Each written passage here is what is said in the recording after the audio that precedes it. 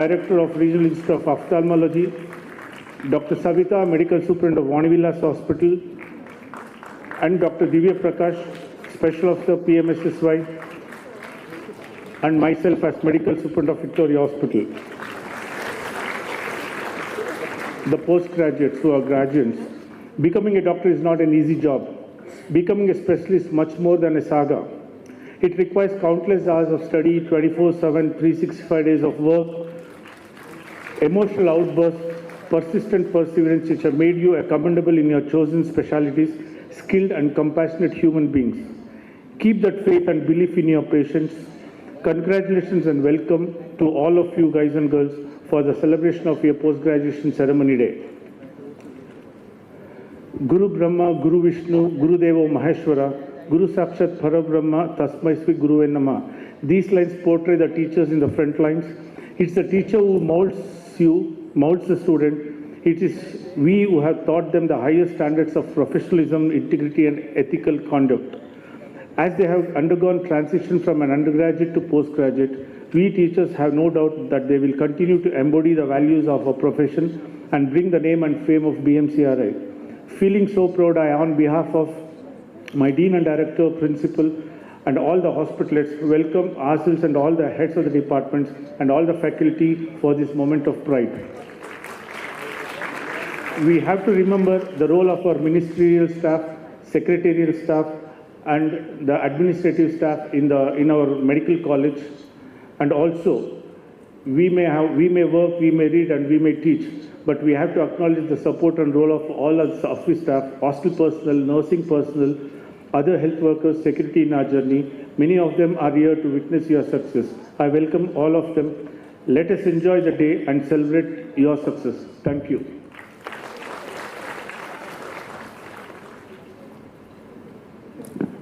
We also extend a warm welcome to Dr. Deepak Esther. Thank you for your warm and gracious welcome. Your thoughtful words have deepened our admiration and appreciation for our esteemed guests and have truly set the tone for the rest of this memorable occasion. We are about to witness a significant moment, the recitation of an oath, a promise to uphold the highest standards of medical ethics and professionalism. This oath has been a cornerstone of medical practice for years, reminding healthcare professionals of their sacred duty to their patients and the society. ನಮ್ಮೆಲ್ಲರ ಪ್ರೀತಿ ಪಾತ್ರ Bengaluru medical college ಪ್ರಾಂಶುಪಾಲರಾದ doctor Asima Banu madam ಅವರನ್ನು ಪದವಿ ಪಡೆದುಕೊಳ್ಳುತ್ತಿರುವ ವಿದ್ಯಾರ್ಥಿಗಳಿಗೆ ಪ್ರತಿಜ್ಞಾ ವಚನವನ್ನು ಬೋಧಿಸುವಂತೆ ವಿನಂತಿಸಿಕೊಳ್ಳುತ್ತೇನೆ. I request all graduates to rise for the oath taking ceremony. ಎಲ್ಲರಿಗೂ ನಮಸ್ಕಾರ and good morning. Honorable Minister for Medical Education, sir, and all the dignitaries on the dais and off the dais. Warm welcome to you on behalf of BMCRI. When I say I, you will have to tell your name. Okay.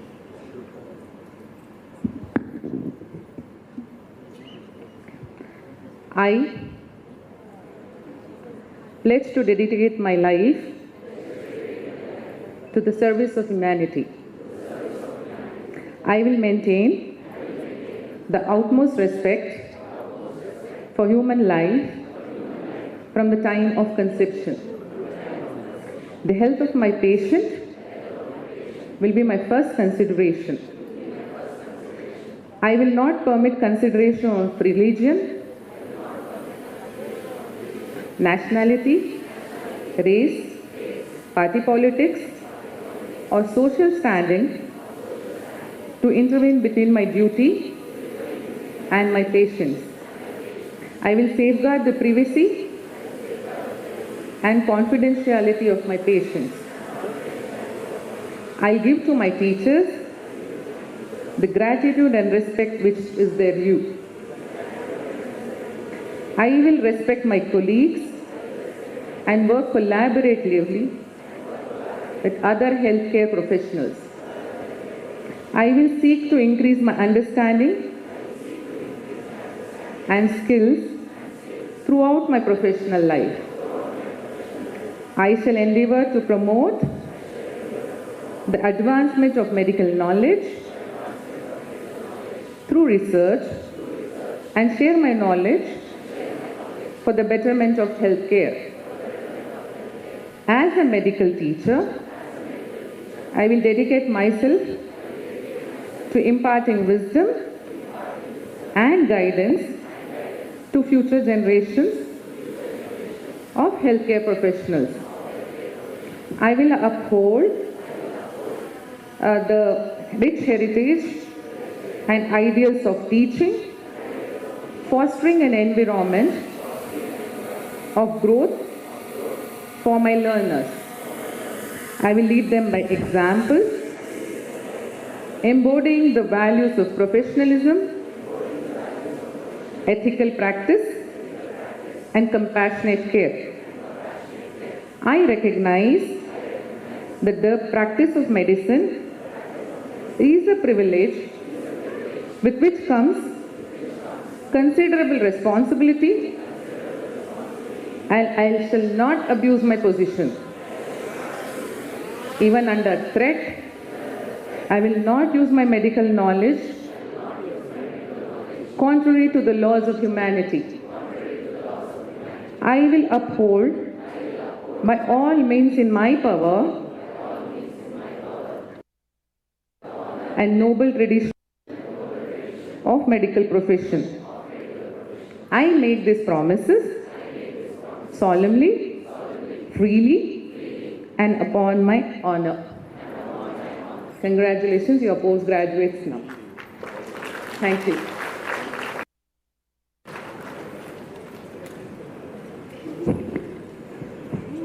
Thank you, ma'am, for administering the oath to our graduates.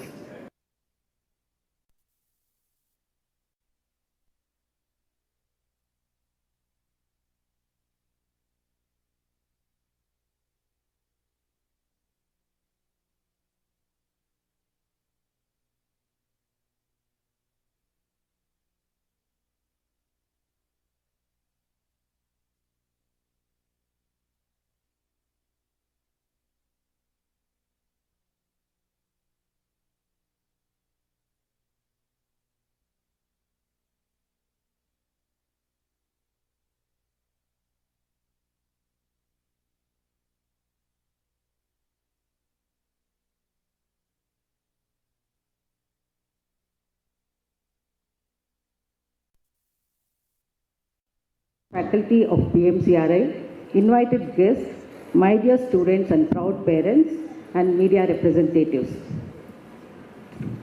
Today is not just an event. Today is a celebration of excellence, endurance, and evolution. I would like to begin this annual report by expressing my sincere appreciation to the lifeline of this institution, that is our postgraduate students, whose dedication and invaluable service continue to strengthen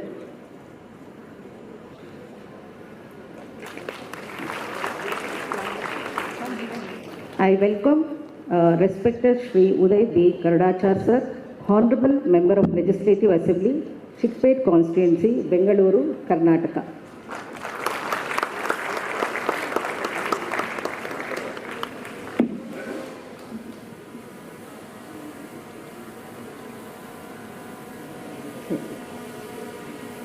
So we'll continue the report. Today is not just an event. Today is a celebration of excellence, endurance, and evolution.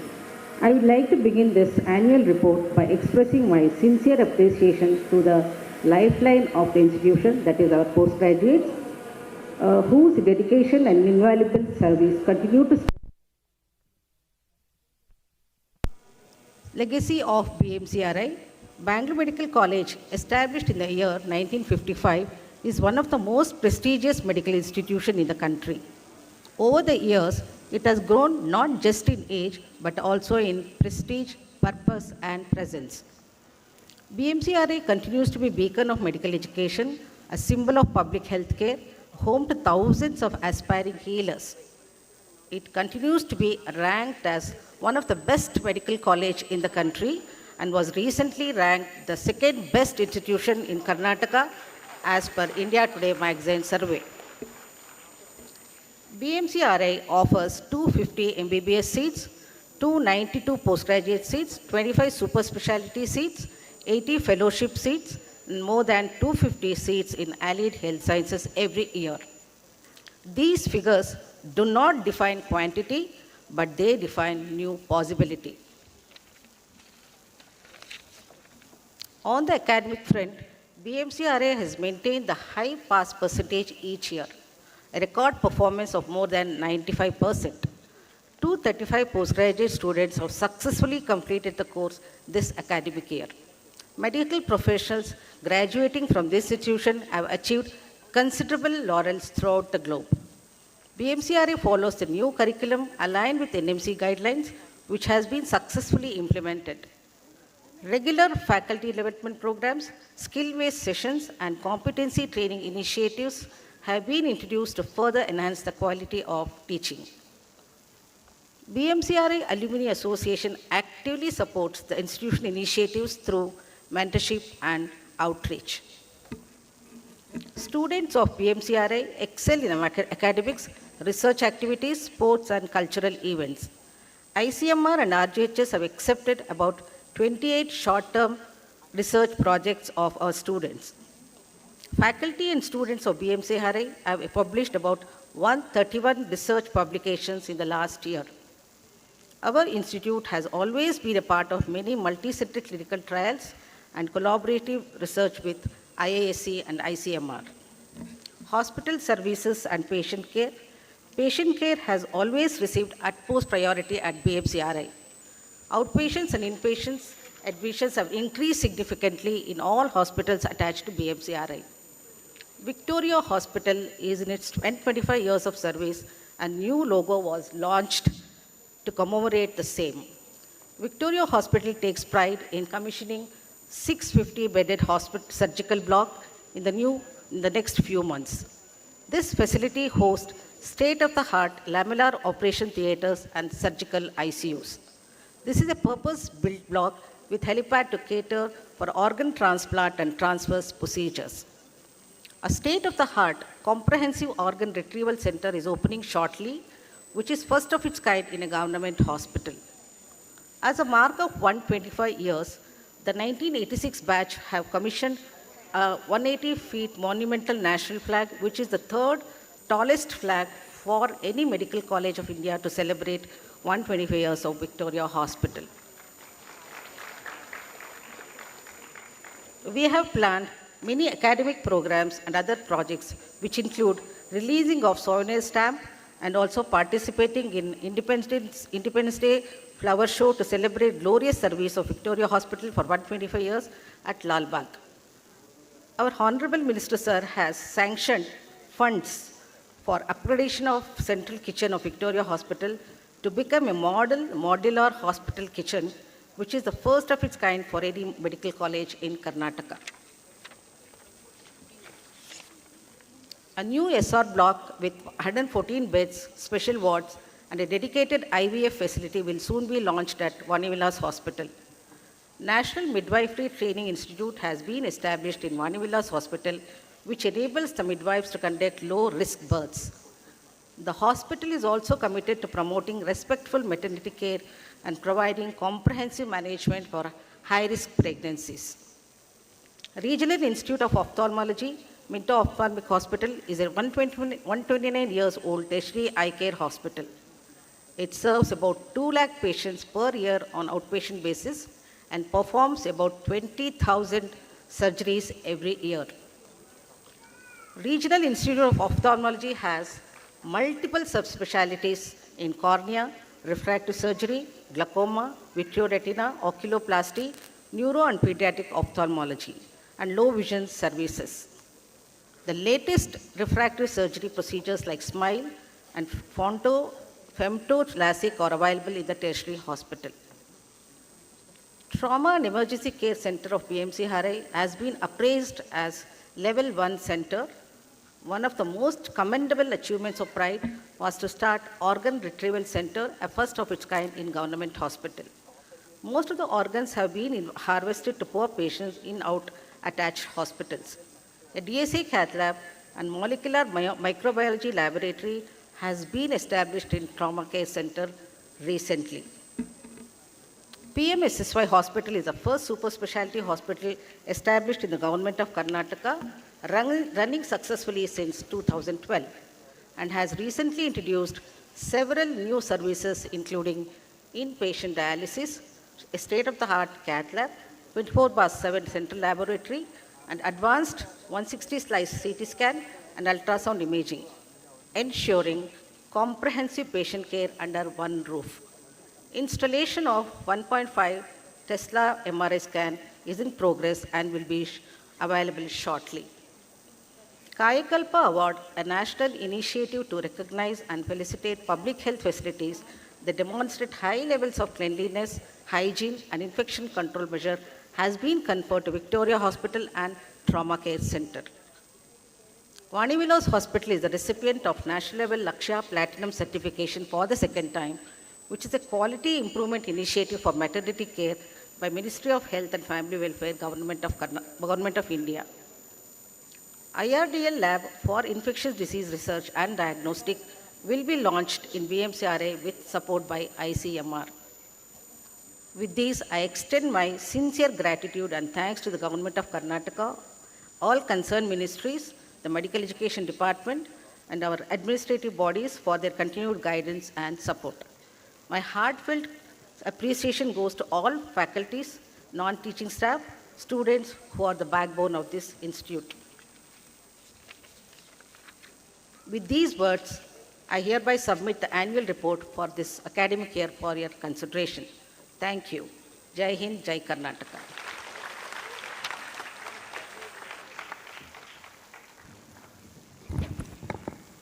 Thank you, ma'am, for taking us through the events of the academic year.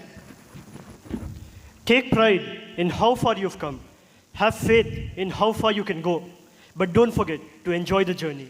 Now, I would like to invite Professor Dr. Suresh Babuji, sir, Director of Minto Hospital, to introduce our esteemed chief guest, Dr. Sharan Prakash R. Patil, sir, Honorable Minister for Medical Education and Skill Development, Government of Karnataka, to the Assembly.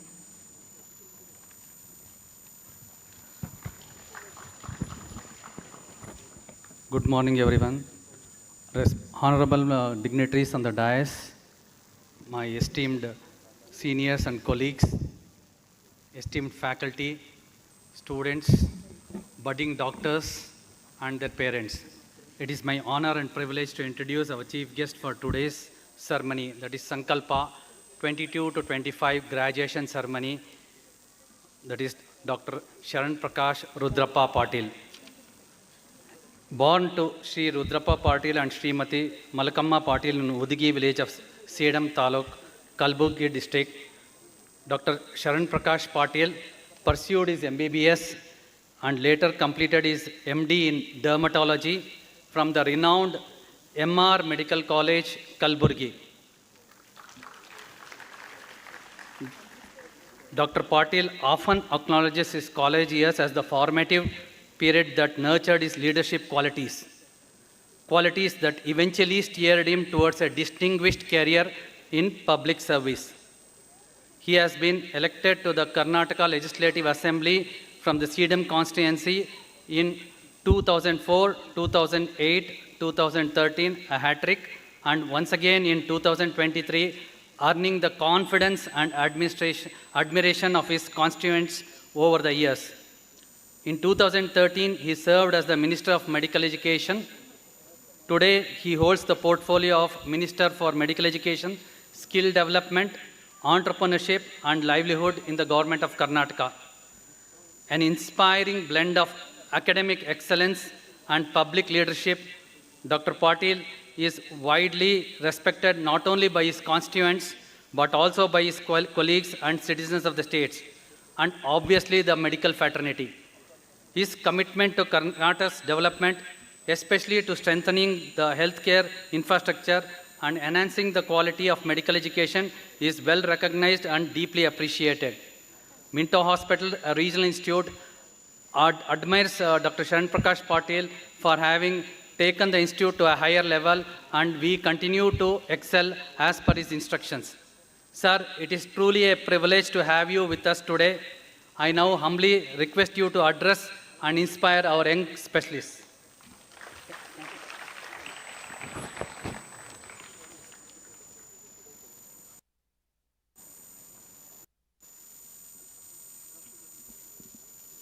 ಎಲ್ಲರಿಗೂ ನಮಸ್ಕಾರ.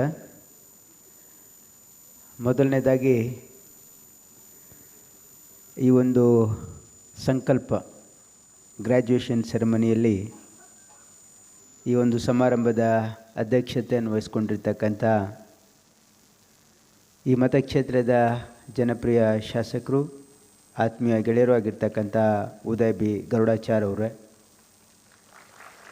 ವೇದಿಕೆ ಮೇಲೆ ಆಸೀನರಾಗಿರ್ತಕ್ಕಂಥ director medical education doctor BL Sujatha Rathod ಅವರೇ,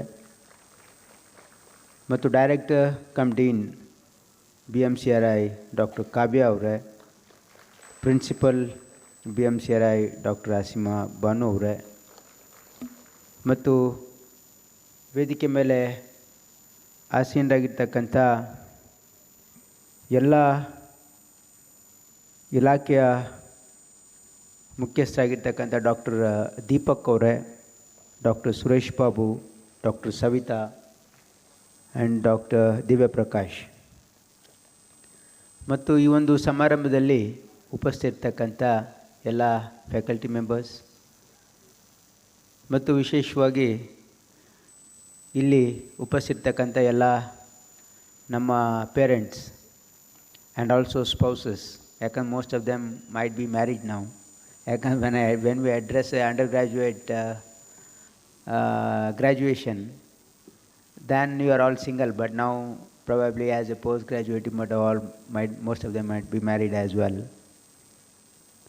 ಇವತ್ತು ಮೊದಲನೇದಾಗಿ I would like to congratulate all the postgraduates who have successfully completed, and I know how difficult it is to achieve this, because I have myself walked this path as a MBBS student, as a graduate, as a postgraduate, and as a faculty.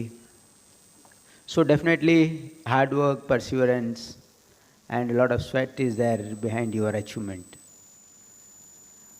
The most important thing I would like to make a mention here is we should always acknowledge the sacrifices of the parents, which is invaluable.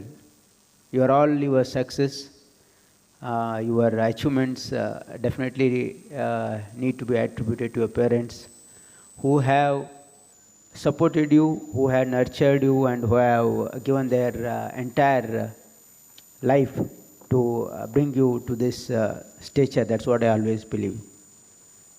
Your first gratitude should be towards your parents, and definitely your teachers, because what you are today is definitely how your teachers have shaped you.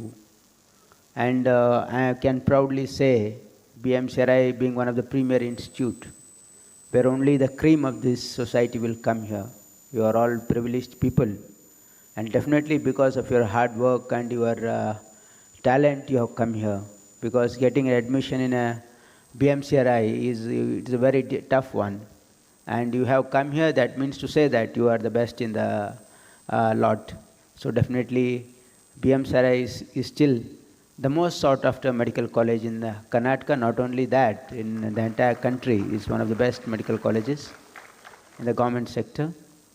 And also for you to come here as a postgraduate is definitely your hard work is definitely there, your dedication is there, your talent is there, and your perseverance is there behind that.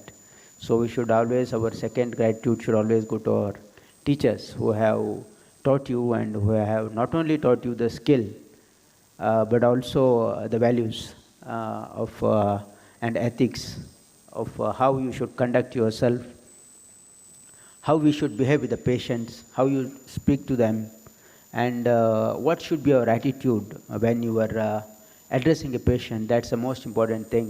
I'd not like to stress upon the academic part, because you are all the best, I know, because you are here because you are the best and the top. But what I'd like to emphasize on today is certain things which will definitely make you more successful in life. Because of your talent and hard work and your skill, you'll definitely thrive, and you will be one of the best doctors what the Karnataka has seen across the country as well.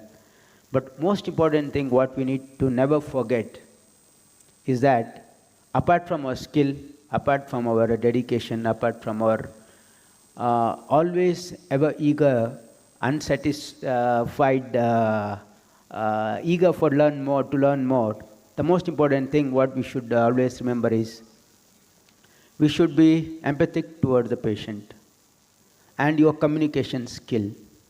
And you should always stick to the ethics. You should never waver that path. Because there will be a lot of inducements, there will be a lot of distractions, there will be a lot of some type of attractions. But various people by pharma companies, by big corporate hospitals, and many other things, like you will be tempted. I'm not telling that most of the time you will be tempted to do things which are not ethical. That we should remember in life. Two most important things. One is you should be compassionate towards your patient, whether he has the capability to pay or not. That should never be your thinking. Like, you should never think like whether this patient is payable or not. Whenever a patient comes to you, you should give 100% and try to cure him of the sufferings. And also, while doing so, what is the most important thing is how you behave with him, how you build a confidence in him, how you connect to him, and whether the patient who comes to you feels that you can take care of him or not is very important. If he feels that you can make him comfortable, you can build confidence in him, definitely he will be your patient for lifelong. That's what I have observed. And apart from that, how you communicate to them is also very important. You see, communication is very important. And how you speak to him is also very important. So this is the most important thing. And next, most important thing is definitely, like, you should always be a stickler to the ethics. You should never get swayed by the inducements of the corporate hospitals, by the inducement of these pharma companies. And also, I think I'm very sorry to say this, but nowadays our profession, which was most respected one, I think that is losing ground, and there are various reasons for that. The most important thing being, people used to see us as like God. I think next to God is a doctor, because they trust him with their lives. But now that trust is wavering, that trust is waning. Well, that's what I had to say, because what we see is not very encouraging, and it's not building confidence in us. Because you see, whenever when we hear that some surgeons do procedures which are not required, when we hear some doctors prescribe some investigations what are not required, and they're referring patients for a cut, this is the most we cannot fall below that. So kindly be very careful about how you have your mindset. That's very important. Money is not important always. Money will come to you. But you should always be on the satisfaction and that peace of mind, and also how you live comfortably is also very important. If you are on the right path, you'll be more happier, you will be more joyful, you will enjoy life, rather than earning money in a wrong way and repenting and regretting in later part of life, which will not come to your aid. Definitely your good deeds will come to your aid. That's what I always felt. And only thing I would like to remind you all, though you are one of the top students of this state and across country, because 50% of the seat we give it to All India quota as well, but you are one of the top in the country as well. But you should always remember, you are doing a post-graduation at the state's cost. The fees you have paid is very minimum. You can also imagine what your colleagues in our NRI quota and management quota are paying. They are paying in crores. You are paying in thousands. You are paying only in 1,35,000, I believe. That's what I believe is for clinical. So here, the society has invested in you. I would not like to say as a government. It is the society which has invested in you. And you have to give back to the society. You should never forget that. Because you are today, I know, I agree. Because of your talent and your hard work, you have got this. But it's an obligation of the state to protect the meritorious. That's why, you see, I should also remember we have to give back to the society as well. Because society is looking upon you to treat the patients with empathetically, so that the lower strata of the population, you see, more than 70% of the population in our state and country can't afford quality super specialization or specialization care. That we should always keep in mind. So we have to do our bit to contribute to the society, and being altruistic in our attitude is also very important. That's what I always feel. I'd not like to take much and give a more longer speech. So I congratulate once again all of you, and also the proud parents who have definitely contributed for your success. And I would like to beg your pardon for letting me go, because I have a meeting with the Honorable Chief Minister. I'll be there for around 10-15 minutes, and you should permit me to go. Thank you.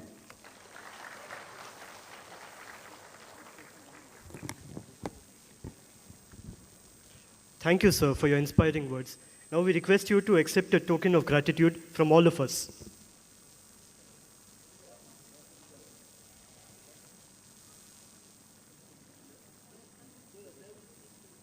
Yes. I would now like to invite Shri Uday B. Garudachar, sir, to address the gathering.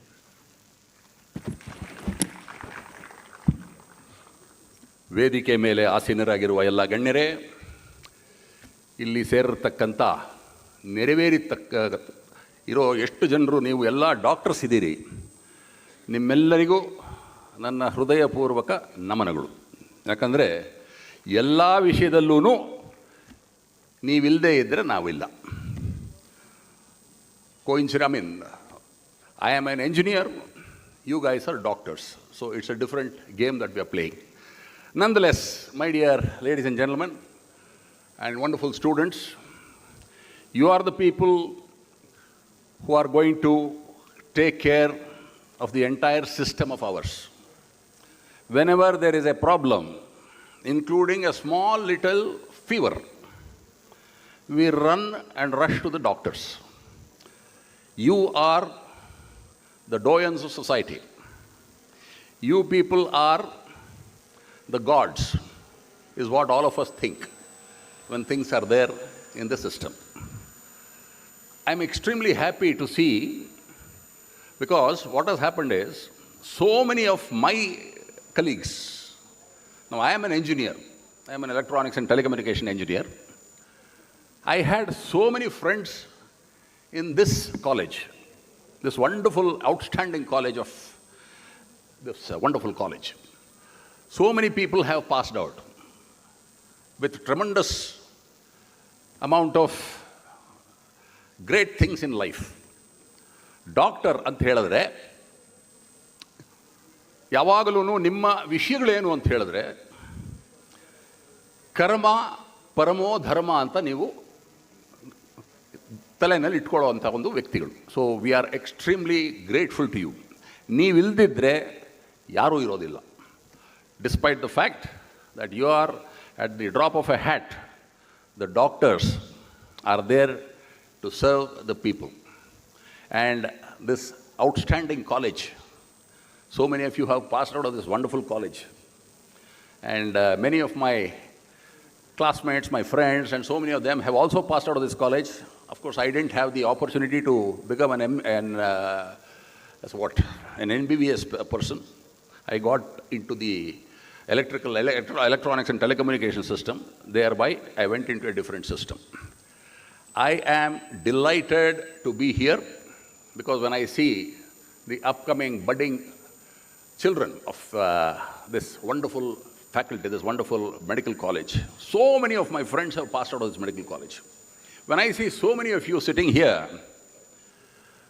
you know, ನಮ್ಮ ಪ್ರಧಾನಮಂತ್ರಿಗಳು ಹೇಳ್ತಾರಲ್ಲ 56 inches chest ಅಂತ ಹೇಳ್ಬಿಟ್ಟು, ಆ ಥರ ನಮ್ಗಳಿಗೆಲ್ಲರಿಗೂ ಆಗುತ್ತೆ. ಅಂದರೆ ನಿಮ್ಮ ಟೀಚರ್ಸ್ಗೆ, ನಮಗಳಿಗೂ ಎಲ್ರಿಗೂ ಆಗುತ್ತೆ. ಏನಾಗುತ್ತೆ, ನಮ್ಮ ಹುಡುಗರೆಲ್ಲ ಜೋರಾಗೆ ಡಾಕ್ಟರ್ಸ್ ಆದಾಗ ಎಷ್ಟು ಚೆನ್ನಾಗಿ ನೀವುಗಳು ನಮ್ಗಳಿಗೆಲ್ಲರ ನೀವು ವೈದ್ಯಕೀಯರಾದ ಮೇಲೆ ಎಷ್ಟು ನಮಗೆ ಈ ಥರ ಏನೇನು ಪ್ರಾಬ್ಲಮ್ಸ್ ಇದೆ ಎಲ್ಲ ಸಾಲ್ವ್ ಮಾಡ್ತೀರಿ ಅಂತ ನನಗೆ ಭಾರಿ ಸಂತೋಷ ಆಗುತ್ತೆ. And I am extremely delighted to be a part of this wonderful program. Coincidentally, so many of my wonderful friends of this great college have also been with us. I was in engineering and these guys were in medical faculty. So we had a wonderful time. We always used to sit and chat. What is engineering? What is medicine? Always, with humility, I would like to say, you guys are above us. So, we wish you all the best. Keep telling the people, keep taking care of the people. God bless you. Jai Hind, Jai Karnataka.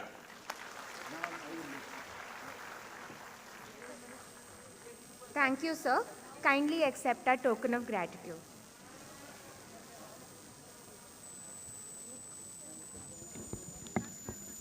We would like to take this opportunity to honor the institution toppers in various specialties.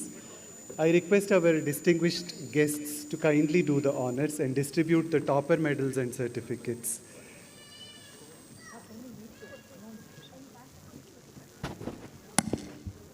Now, with great pride, I invite the toppers of the batch. First, we have Department of Biochemistry. The topper of the batch, Dr. Neetu T.J.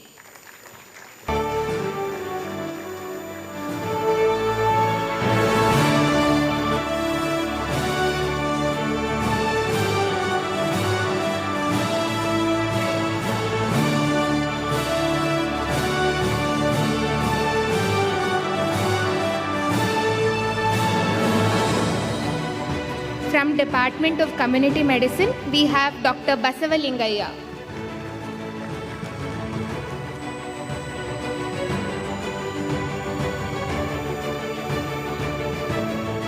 Department of Forensic Medicine, Dr. Suvarna Saisuma R. Balaji.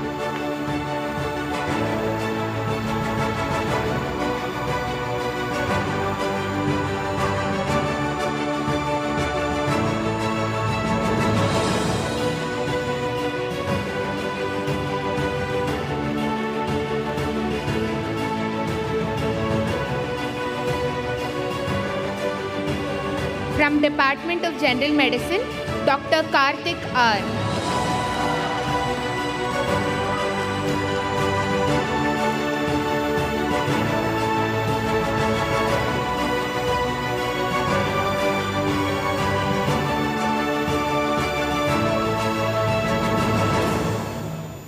Department of General Surgery, we have two toppers, Dr. Harshita S.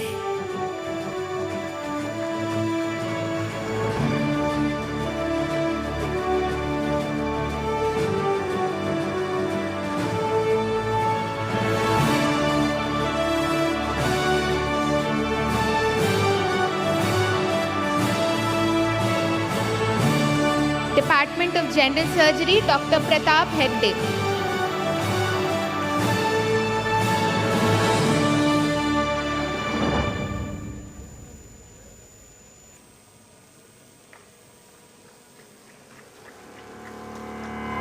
From the Department of Geriatric Medicine, Dr. Gopika Dineshan.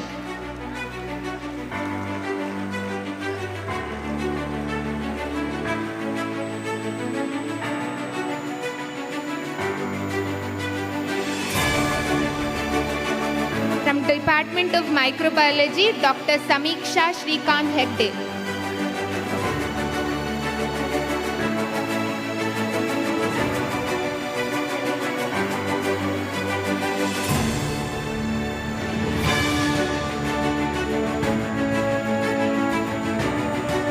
Department of Obstetrics and Gynecology, Dr. Swati Sharma.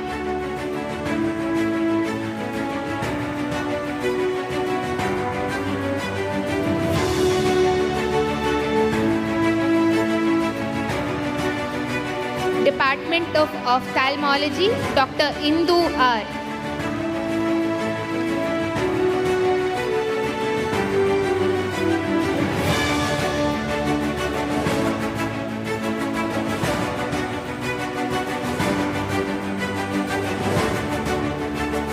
Department of Orthopedics, Dr. Darren D. Kutikat.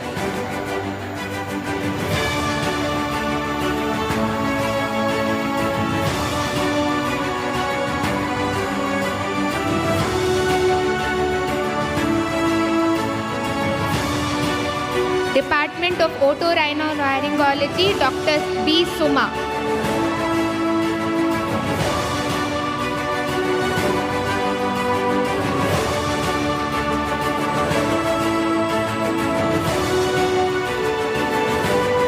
Department of Pathology, Dr. Kripa Shettigar.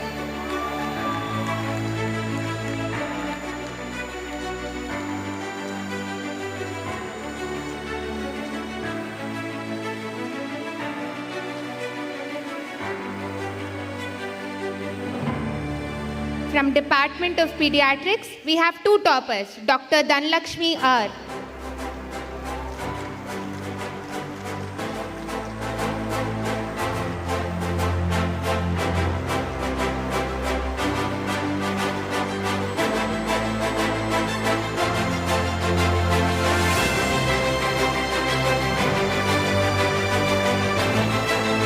Dr. Rubia M. from Department of Pediatrics.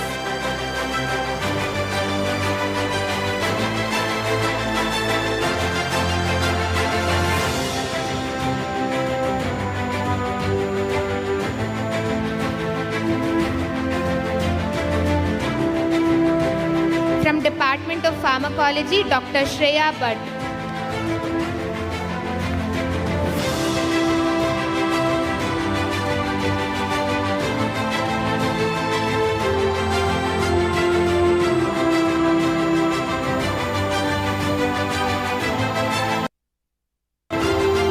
From Department of Psychiatry, Dr. Surabhi G.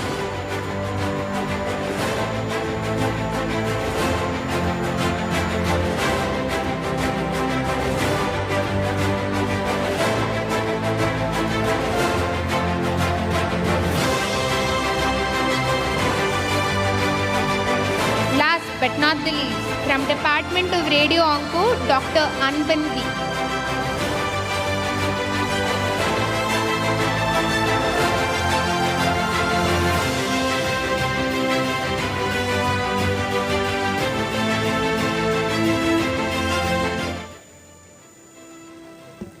Thank you, guests, for conferring the medals on our institution toppers.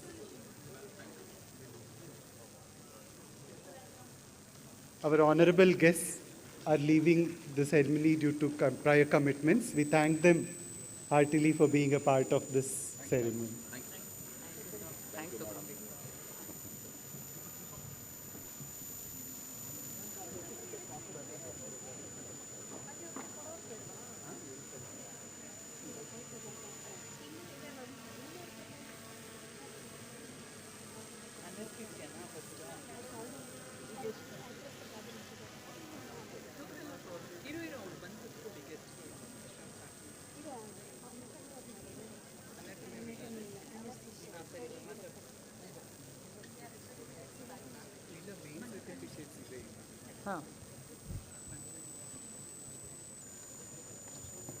No, I'm just seeing what is my.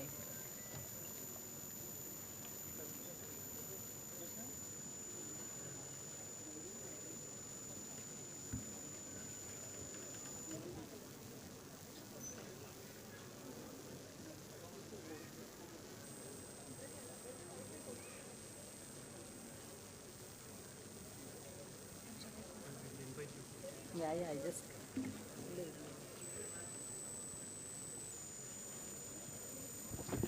We thank all the dignitaries for giving the medals of the toppers. Now we invite Dr. B.L. Sujata Rathod, ma'am, Director of Medical Education, to address the gathering.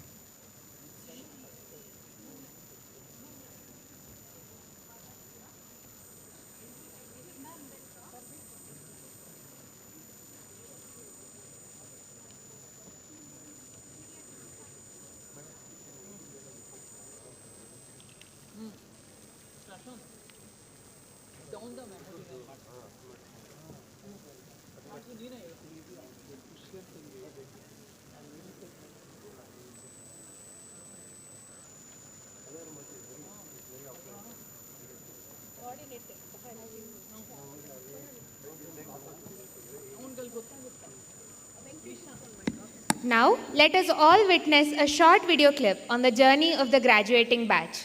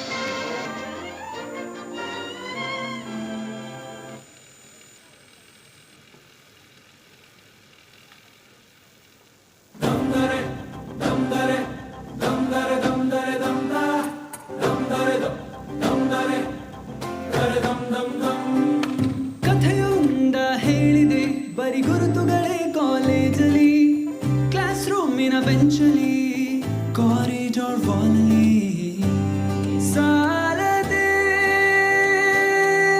ಗುರುತೊಂದನು ನಾ ಗೀಚಿದೆ ಫ್ರೆಂಡ್ಶಿಪ್ಪಿನ ನೆಪದಲ್ಲಿ.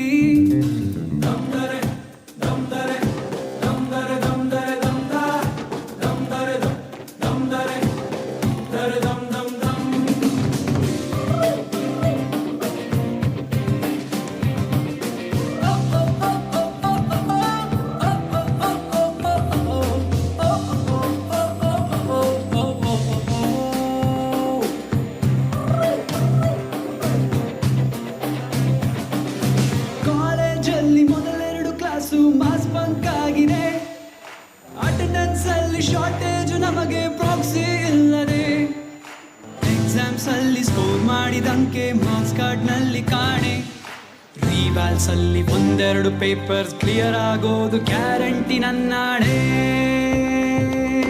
ಕಾಲೇಜಲ್ಲಿ ಮೊದಲೆರಡು class mass bunk ಆಗಿದೆ, attendance ಅಲ್ಲಿ shortage ನಮಗೆ proxy ಇಲ್ಲದೆ, exams ಅಲ್ಲಿ score ಮಾಡಿದಂಕೆ marks card ನಲ್ಲಿ ಕಾಣೆ, ರಿವರ್ಸ್ ನಲ್ಲಿ ಒಂದೆರಡು ಪೇಪರ್ಸ್ ಕ್ಲಿಯರ್ ಆಗೋದು guarantee ನನ್ನಾಣೆ.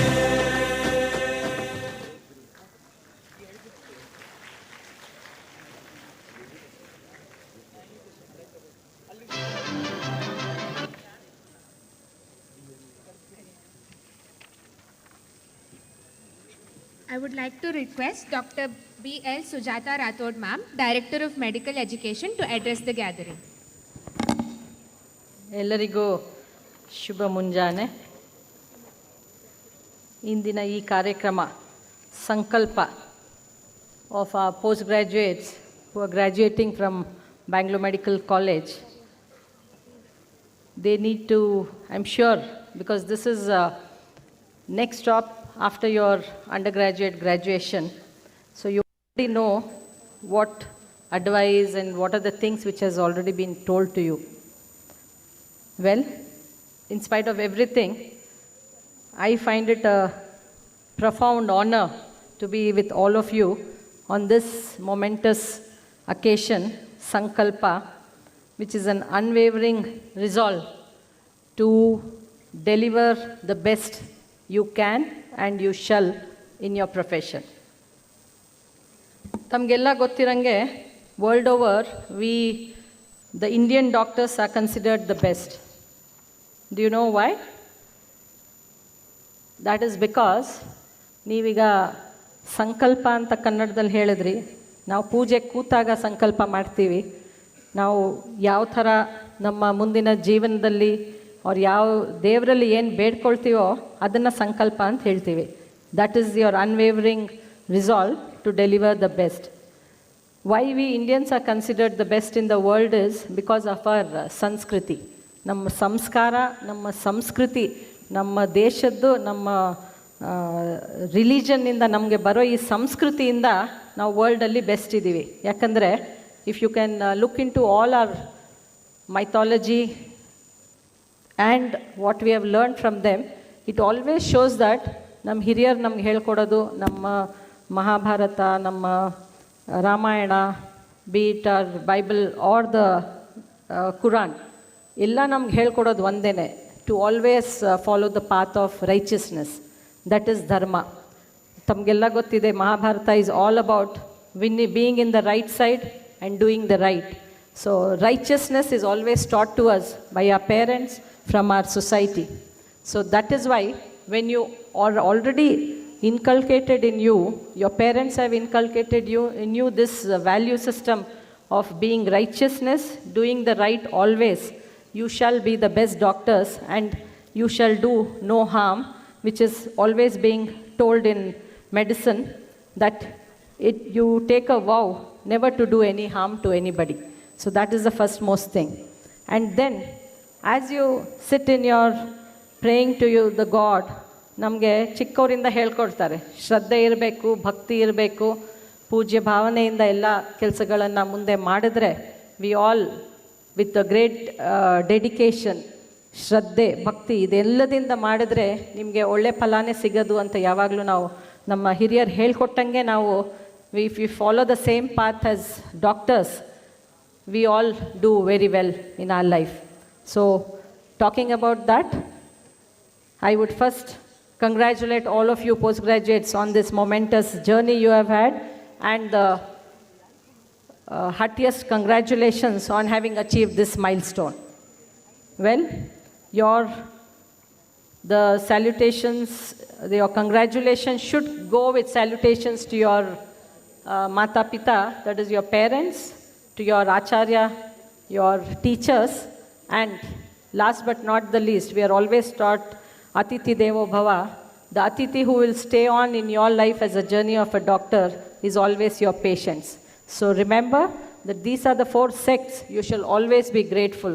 First to God, to your parents, to the teachers who sculpt you into all the skills, in delivering all the skills to your patients, and the patient proper, who is no lesser than a God, because it is on him you all are going to put your skills.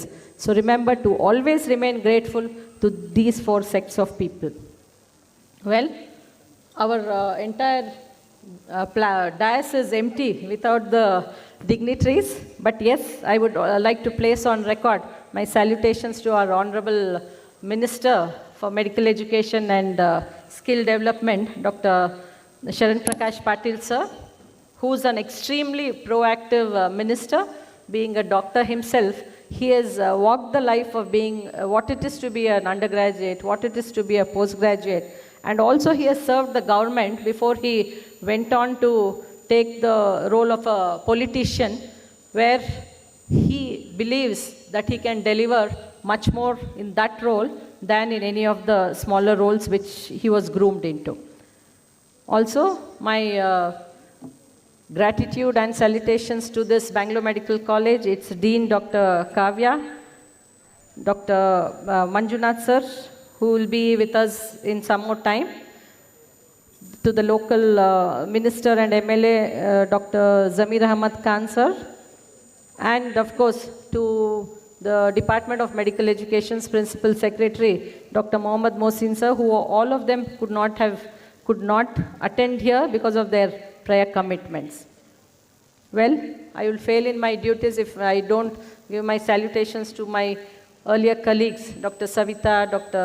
Suresh Babu, Dr. Deepak, Dr. Divya Prakash, then Dr. Asima, and of course to my dear BMC faculty, who are the main acharyas who have sculpted these students to go out successfully today.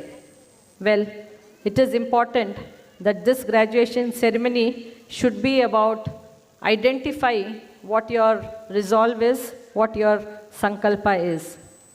Well, as you have known that the entire profession of medicine is an extremely demanding profession, be it academic-wise, but later on, when you take this sacred vow to go ahead to a lifelong commitment where you're going to put your profession before yourself, I'm sure with that unwavering resolve, you're going to go and do good to your, to the society who deserve your good services.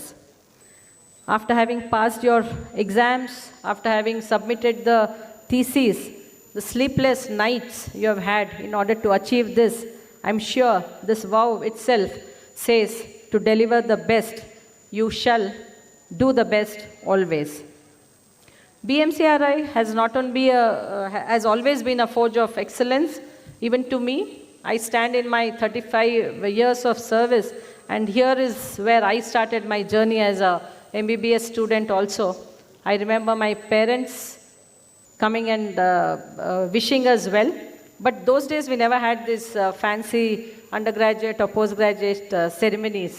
But yes, we had the unwavering support of our parents, and from this institute, which is considered one of the best in the country, is where even I graduated as an undergraduate, then went on to join the service and come back as a postgraduate in the Regional Institute of Ophthalmology, where I took one more successful step to become the director of Minto, which my dad was the first director of Minto. So I would tell all of you that following the path your parents lay is the most, the most easiest way to make your parents feel happy. And I'm sure, because they have already laid a path which is right in its way completely, you will not have any trouble identifying that path and going forward to do the best to the society. So, as you have been trained here, BMCRI being one of the excellent tertiary care institutes, you have seen all types of patients here. Literally, patients would be thrown into your faces. So you have had no lack of clinical acumen or getting to know what sort of patients exist in our society. But yes, along all this, you have to remember, as success touches your toes, you shall remember to remain kind and compassionate at all point of time, without which the tea of success can never be sweet. It will always be bitter if you don't remember that you have to be compassionate towards your patient, be communicative. And as you go further onto your life, you'll face so many things in society, so many ups and downs in life. But remember that the path you have chosen shall always be taken over, or your helping hand shall always be a hand with kindness. Because the systems, definitely the society has various systems where we get sucked into a lot of unethical things. But remember, this is one profession where ethics should be held at its best, and you shall remain always kind and communicative to your patients. And I'm sure not all of us can get into government services, but if you get, of course, you will be getting into the corporate world. But remember, the corporate world does not always have to look into targets, but targets met with kindness is what you should develop a habit into, because commercialism comes at the minute you set into the corporate world. Remember, you're not in a profession where you want to make money out of your profession first, but you're going to make your profession, you're putting yourself before this profession which can give you money into the service which you can do, and that is what the society needs today.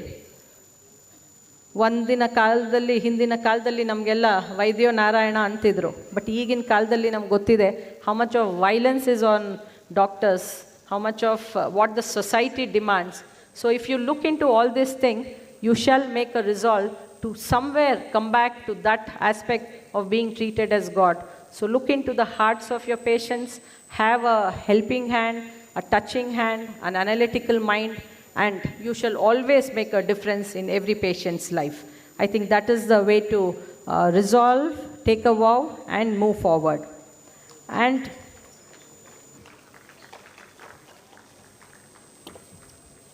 And as we speak on, here we have a man who is held most high in his ethical practice. And good morning, sir. Well, we have a leading example where, being a doctor, how much service sir has done to the society, brought the entire Jaideva to international standards, and how he still has every patient's concern in his heart, where he has talked about polytrauma institutes to the state of Karnataka. Well, in the presence of Sir, I would just like to take a few more minutes to tell that your nishtha or devotion in your journey to become a specialist, you have immense power, but carry this power of positivity to do the right way, the service to your society. Because your profession is not, absolutely, it's not a business, but it's a calling from your soul. So prioritize the patient, not the profit. Never prescribe treatments that are extremely expensive or make our patients poorer by the pocket. The art of medicine should include the ability to find alternative, affordable solutions. Well, I think as you move from Sankalpa, you should always remember that you should have a jignasa or curiosity to look at lifelong learning, and that shall be your Sankalpa or resolve for lifelong learning as you move on. Because today we are in the world of completely digitalized world with artificial intelligence and technology. But remember, you as the man between the machine, your healthcare delivery system shall always be filled with compassion, and that is what will make you the best doctor in the society. So continue to resolve to have a compassionate service always. Sevo manabhava itkondene tamma ಮುಂದಿನ ಹೆಜ್ಜೆಗಳಲ್ಲಿ ತಾವು ಪೇಷಂಟ್ಗಳಿಗೆ ಎಷ್ಟು ಒಳ್ಳೇದು ಮಾಡ್ಬೋದು, ಯಾವ ರೀತಿ ಮಾಡ್ಬೋದು ಅನ್ನೋದನ್ನು ತಾವು ಮನದಟ್ಟು ಮಾಡಿಕೊಂಡು ತಮ್ಮ ಸರ್ವಿಸನ್ನು ಕೊಡಲಿ ಅಂತ ಹಾರೈಸ್ತೀನಿ. ಅಸತೋಮ ಸದ್ಗಮಯ, ತಮಸೋಮ ಜ್ಯೋತಿರ್ಗಮಯ, ಮೃತ್ಯೋಮ ಅಮೃತಂಗಮಯ. This is a very famous thing which all us ophthalmologists say, but I think it speaks well to all the professions under the medical education. So let us take a resolve that let me lead my patients from unreal to real, from darkness to light, from death to immortality. Your Sankalpa is to be like the Jyoti, the light for those in darkness. That means serving society selflessly. So navigate your post-residency into the rightful process where you can go out, build up a network of peers and mentors. Understand that medicine is like a team sport. You cannot do everything alone. No single doctor is known for anything. And whenever you want counsel, look at your mentors, your teachers, your family and friends. They will always take you on the right path. So, the crucial role in social medicine, again, all of you shall remember that you all have to take a good step towards social medicine also. And me, being a director of medical education, I am acutely aware of the social responsibilities of our graduates. For instance, the growing concern of how many elderly people are left behind in our wards, be it in our Belgaum Hospital or our Bangalore Medical College. We have seen that many of the elders, ಹಿರಿಯರಿಗೆ admit ಮಾಡಿ ಬಿಟ್ಟು ಹೋಗೋದು ತುಂಬ, it's become very common, but it's a very tragic reflection of our society. I urge that you all don't look into these sort of bad habits, change it into the right way. So I urge every specialist here not only to treat the physical ailment, but you become an advocate to the vulnerable, remain kind, identify their social neglect, and use the resources or the laws which are available. We have so many laws which we should be aware of to help these people in maintenance or in welfare of our parents and senior citizens. As per the Senior Citizens Act, if you can make some time to go through it, you know that you can be an ambassador for bringing about social justice to our seniors as well, not only just being doctors who take care of their physical ailments. Well, the list will go on and go on with what you need to be doing, but in your heart, always remember that you have the power and the skills which you have learnt in the BMCRI, carry its legacy, maintain your network. You are the future of Karnataka's healthcare, and of course, if you choose to go abroad, you are India's ambassadors of good health as well. You shall remain the specialist who will drive innovation, set new standards, and redefine patient care. Finally, go forth, uphold your resolve or uphold your Sankalpa, be the dedicated, ethical, and compassionate doctors our society and our world desperately needs. May your journey be filled with profound success and deep fulfillment. Well, as I was wanting you to know or be aware of what laws are there in our society, I would tell most of our young women also here that as you put forth your legs into this further path of being in the society, you shall know that there's a very clear act of POSH which will help you to maintain your dignity, uphold your self-respect, and work well, because still we are in a very patriarchal society where we have predators amongst us. So all you young women, remember that if each of you can hold the other by your little finger, make a pinky promise that you will always take care of each other, and we shall stand as a strong women force always. Last but not the least, all of you know that we are in a world where so many deaths happen, so many of our dead bodies of our loved ones just go into the element of earth, and we only remember by their memories. Let us not waste our human bodies, whom we treat as our temples of God, because as we go away, let us all pledge together, and you youngsters shall become ambassadors of pledging for organ donations. Make it more aware in our society that each of us can pledge all the organs which we have to donate before we go away into Mother Earth. If we do that, we all can take care of so many of the people who need the rightful organs. So please consider this a good thought and a noble act, and go forth, conquer the world, do it in the most rightful way. And last but not the least, congratulations again. Thank you for having me here on this beautiful day. Thank you.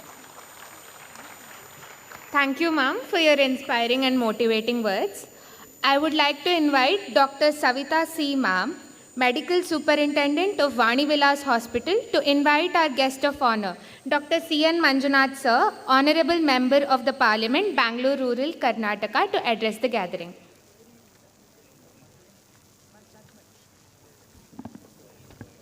Dignitaries on the dais, faculties, postgraduates, and their parents.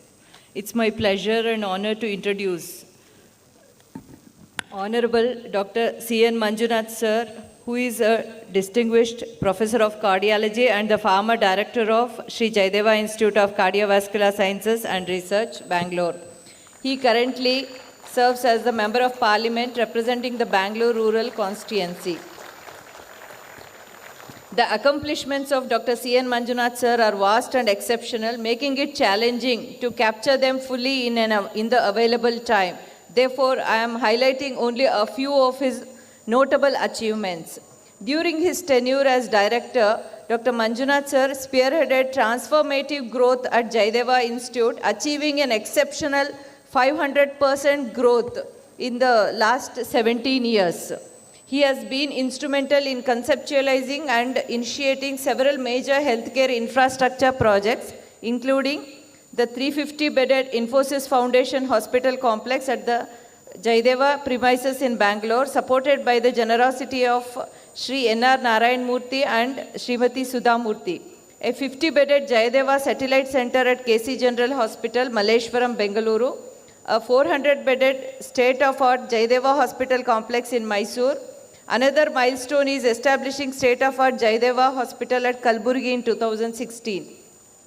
A renowned innovator in the field of intervention cardiology, Dr. Manjunath sir has developed a novel technique of performing balloon mitral valvuloplasty in complex cases, internationally recognized as Manjunath's technique, and it is published in American Journal in 1998. Additionally, his left atrial thrombus classification is widely known as Manjunath's classification, published in Catheterization and Cardiovascular Interventions in 2009. With over 400 publications in national and international journals, Dr. Manjunath sir has made significant academic contributions to cardiology.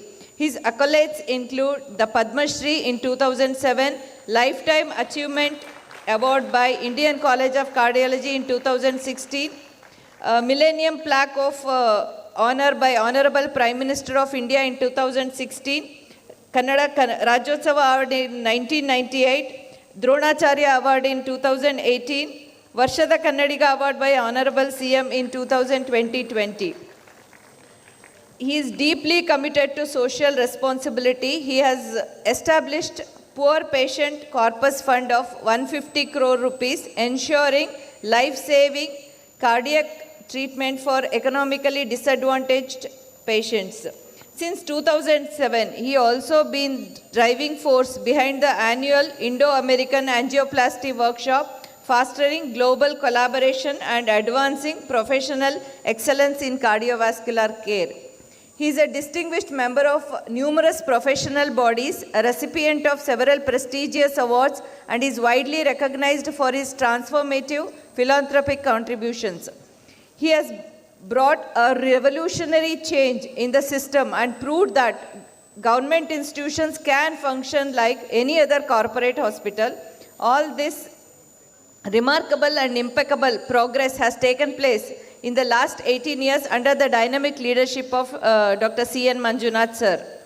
With this brief introduction, it's my privilege to invite Dr. C.N. Manjunath sir to address the gathering with his convocation address. Thank you.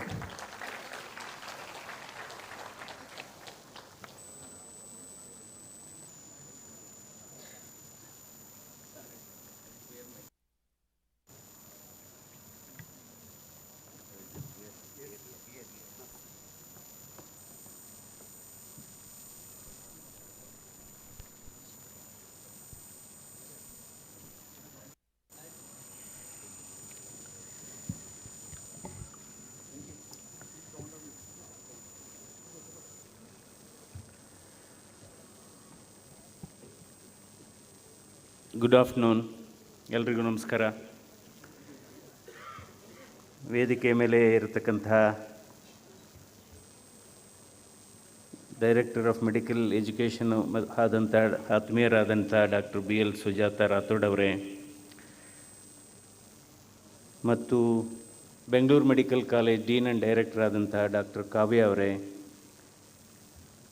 Principal ಆದಂಥ doctor ಹಸೀಮಾ Banu ಅವರೇ, ಹಾಗೂ medical superintendent ಆದಂಥ ಸವಿತಾ ಅವರೇ, ದಿವ್ಯ ಪ್ರಕಾಶ್ ಅವರೇ, ಮತ್ತು Bengaluru medical ಕಾಲೇಜಿನ ಎಲ್ಲ ಅಧ್ಯಾಪಕ ವರ್ಗದವರೇ, ಪ್ರಾಧ್ಯಾಪಕರೇ, ಹಾಗೂ ನಮ್ಮ ಆತ್ಮೀಯ ಸ್ನೇಹಿತರಾದಂಥ ಡಾಕ್ಟರ್ ಬಾಲಾಜಿ ಪೈ ಅವರೇ, ಡಾಕ್ಟರ್ ನವೀನ್ ಅವರೇ, ಮತ್ತು ಪ್ರಿಯ ಎಲ್ಲ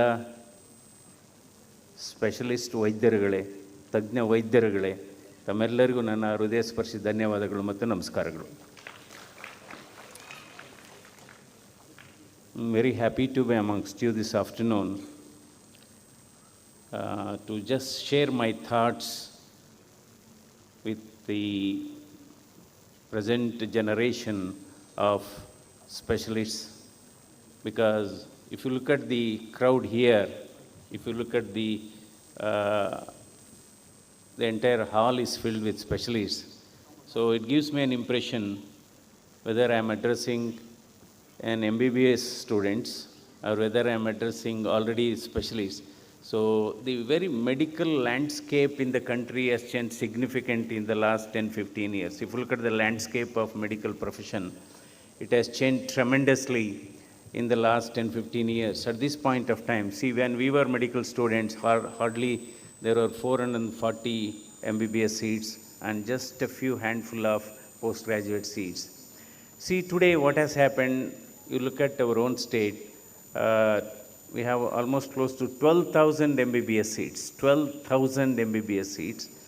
And if you look at the overall scenario of India, at this point of time, there are 820 medical colleges and still growing and growing. And 1,23,000 MBBS seats, then about 85,000 postgraduate seats. So I think it's not the number that matters. What matters most is the quality of the products. See, quality of the products is extremely important. And on one side, there is explosion of technology. and on the other side, there's very aggressive marketing forces. So we postgraduates, we specialists, and patients stand between technology on one side, aggressive marketing on the other side. So we are getting really sandwiched between these two issues. So ultimate goal is what is happening is our job is to really provide a quality care to the cross section of the society in all specialty.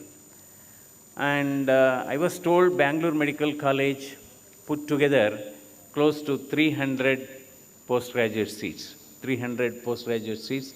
I think this is one of the only college, maybe only one among the few colleges as having nearly 300 postgraduate seats. So my hearty congratulations to Bangalore Medical College and also to our director Sujata Rathod, because that is the dream of every doctor or everybody and anybody getting into a medical profession. His dream is not MBBS today. His dream is to become a postgraduate.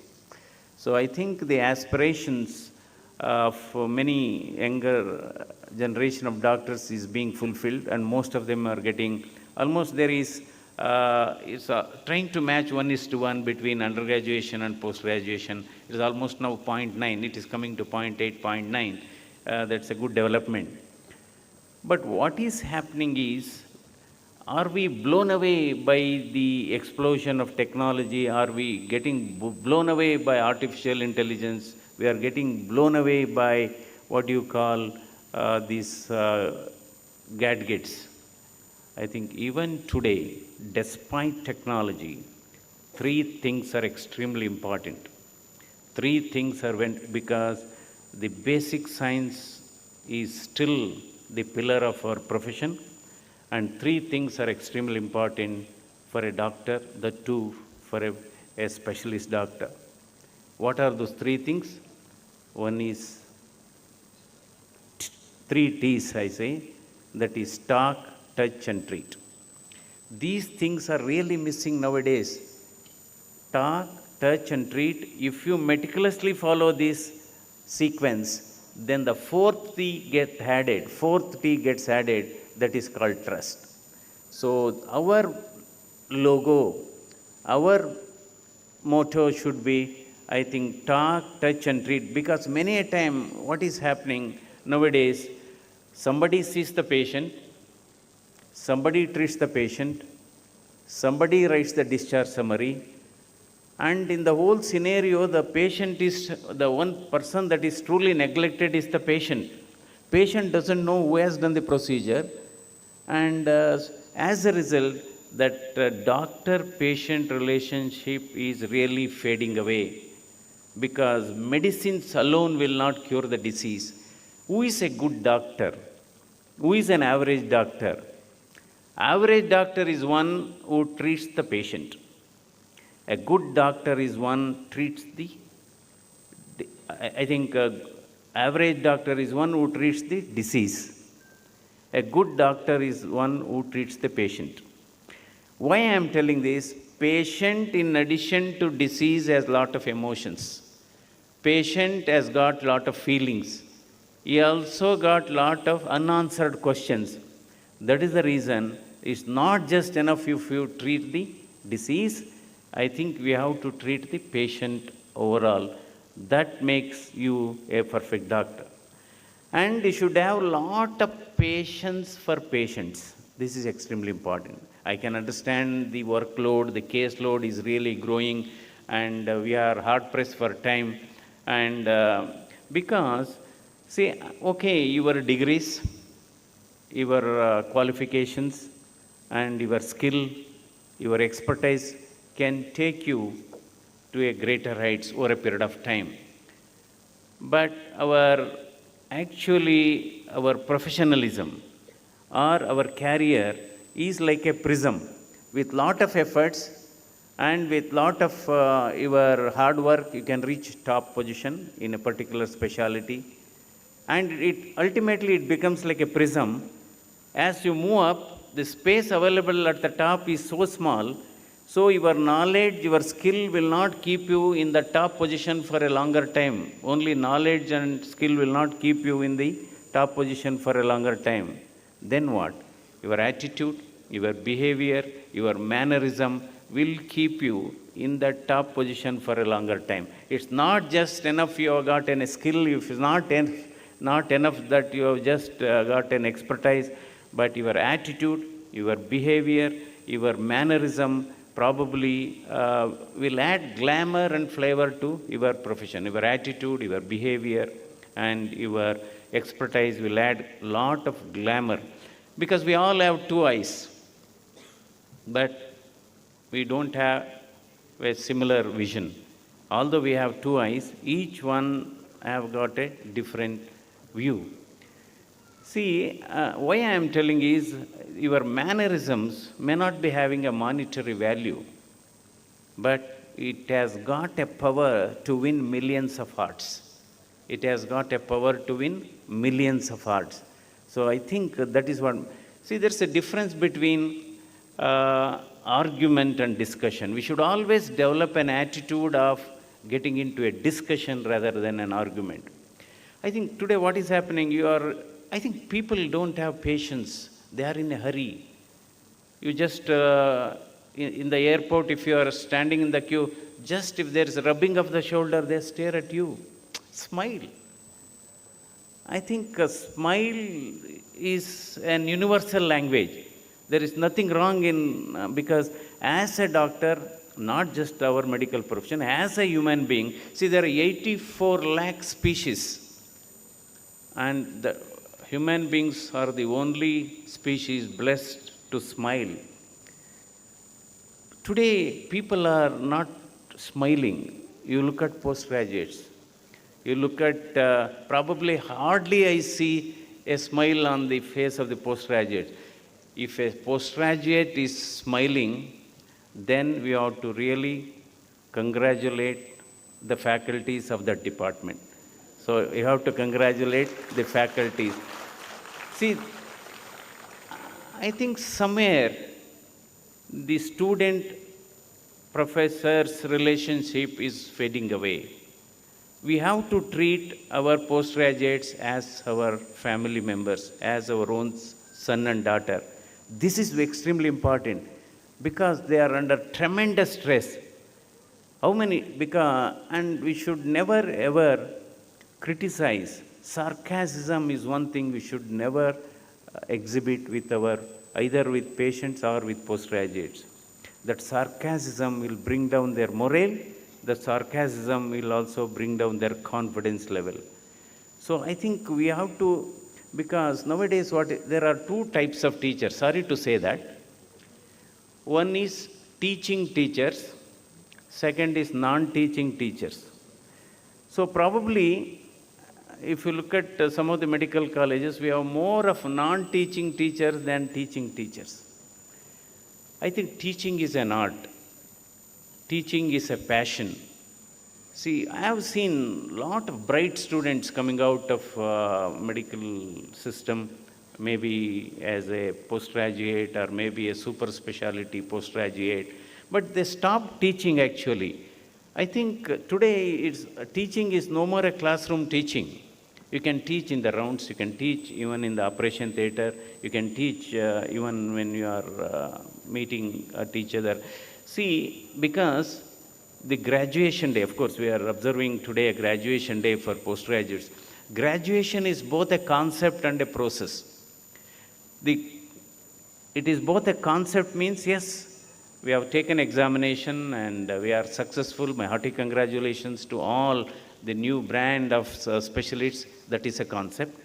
Process is we should continue to learn. We should never stop learning because life never stops teaching. Even every day, there is something to learn from each other. See, you look at today's generation.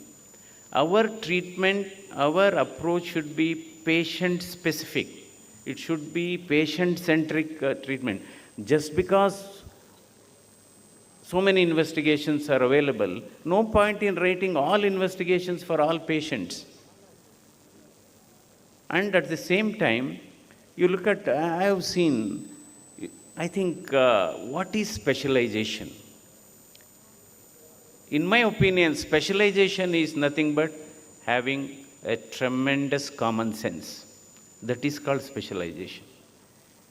And common sense is not a flower that is grown in everybody's garden. See, you should achieve what is called professional maturity. On one side, you have to achieve a professional maturity. On the other side, you have to achieve a life maturity also.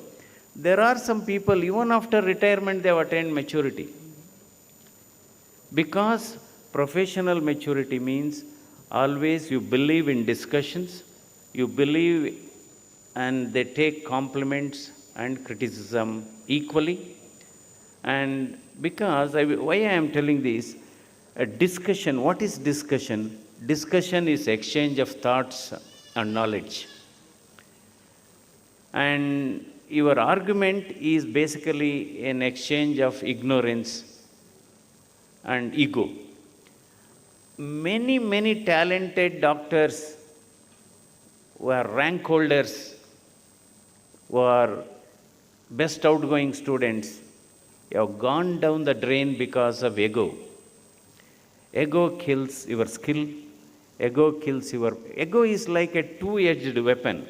Outer edge cuts popularity, inner edge cuts purity. I think there should not be any ego clashes amongst yourself. Even, see, I will just give an example. Even today, as I was telling, 3 T's are very important today. Whatever you may be having, echo, you may be having CT, MRI, PET scan, or you may be endoscopy, these 3 T's are very important. Talk, touch and treat. Because many a time, by allowing the patient to address their problem, in 70% of the time, he is giving you the diagnosis. He is giving you the diagnosis if you allow him to express his symptoms. And I will just give an example. Still, of course, nowadays, people are not, because of artificial intelligence is coming now, machine learning is coming. Okay, its application is always there. But it should not solely depend on artificial intelligence, because over a period of time, the God-given brain becomes defunct. God-given brain becomes defunct. So, there was a patient, just I can give a couple of examples. He had come to casualty with severe chest pain. And this has happened when I was doing DM cardiology. The resident calls me, sir, here's the patient who is having a severe chest pain. Then we were on first call, we were rushing. Then I went and picked up the wrist of the patient to look, just to feel the pulse. He had excruciating pain. That patient had a fractured wrist, it has kept on the chest, that's all. Fractured wrist, which is kept on the chest. That obviously means they have not examined the patient. So looking at pulse oximeter and looking at monitors. I think another interesting story. When I was doing MD medicine, why I am telling these examples to emphasize on the importance of physical examination and importance of taking a very good history and allowing the patient to express symptoms. Actually, there was a patient of mixed edema in Bangalore Medical College. I did MD from Bangalore Medical College between 83 to 85. So, this mixed edema patient, somebody in the night, he was unconscious. So, some doctor, postgraduate doctor on duty has declared dead. He was shifted to mortuary. See, in mortuary, what has happened? Obviously, there is no air conditioning system, and it was sweating. It was hot and humid. Because of hot and humid thing, this mixed edema patient was declared dead as got up. And he was knocking the door from inside. Everybody thought, I think that at the same time there was some devil movie also going on. And so everybody was scared. I think there must be some sort of a devil, this thing and all. So I think few people gathered along with 8-10 people. Then they made a bold decision to open the door. Then mixed edema patient was standing. So this is where I can go on telling these things. That's the reason decision making is more important than interventions. Decision making is more important than incisions. And finally, I think keep these three things as a professional life lessons throughout your life. Decision making is more important than incisions. Decision making is more important than interventions. And finally, treatment should not be more harmful than the disease. Treatment should not be more harmful than the disease.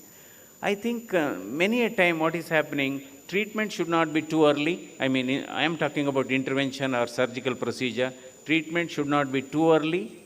Treatment should not be too late. It should be optimal timing of a procedure is extremely important. Optimal timing of the procedure. In fact, I can just tell a couple of stories. I went to Mysore about a month ago in one of those newly opened medical college for an induction program. Somebody wanted to garland me. He is in late 70s. Then what happened? They were not allowing him to really come near me. I said, okay, you come. See, this patient, I was told, had come to me somewhere in 1999 for a second opinion for a bypass surgery, because somewhere else he has been advised bypass surgery immediately. I had told him, he was telling, your arteries are so small, caliber of the arteries are so small, you are not an ideal candidate for bypass surgery, because the size of the artery, coronary artery, has to be a decent size to really hook on a bypass. And with medicine alone, you will be better off. You should not undergo surgery. Then he was telling, sir, now it is almost 25 years since. So that is the reason, beauty of decision making. Inculcate professionalism. You should inculcate professionalism. Yes, some of you are going to do super specialty courses, that is fine. But I think country needs very good broad specialists, because of super specialization, I think we are not giving a compact diagnosis. We are going to give a piecemeal diagnosis or a split diagnosis. Somebody comes, a nephrologist comes and gives some advice and go. Cardiologist will come after 10 minutes. Yes, he will write his prescription. Then a gastroenterologist come little later, he writes prescription. So by the end of the day, the entire page is full of prescription, and patient doesn't know whether the prescription is a meal or whether the meal is going to be his meal. So I think because this split diagnosis, this piecemeal diagnosis, ultimately is not doing any justice to the patient. So I think you should have a team approach. If multiple consultants are there, if a patient is requiring a multiple consultation, you should have a team meeting. You should all sit together or at least talk to each other. This is the problem. Otherwise, a comprehensive treatment will not be given. This is really happening. Just I will give another example. One patient came for cardiac fitness. Although I am a member of the parliament, still I practice 2 days cardiology, Monday and Wednesday. Even now I practice. Because that is the passion, and that is the passion, and that is the compassion for the profession. So he has been advised knee replacement. And he has been wheeled into my room just about 2 weeks back for a cardiac fitness before knee replacement. I was asking the patient to come out of the chair, let me examine you. Then the attender says, sir, he has dense left-sided hemiplegia. What is the fun in doing a knee replacement for an hemiplegic patient? I think I can go on telling all those things.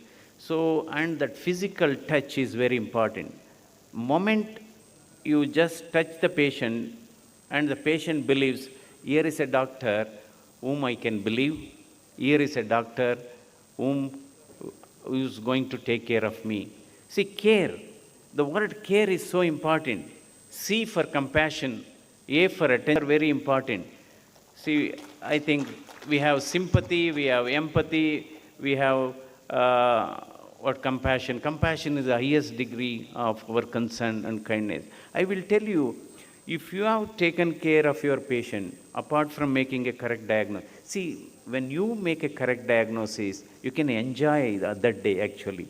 If you make a rare diagnosis, if you make a very good diagnosis, you can really enjoy on that day. You can just share those pleasant moments with your colleagues. Of course, some of the colleagues may not like a correct diagnosis. That is a different issue.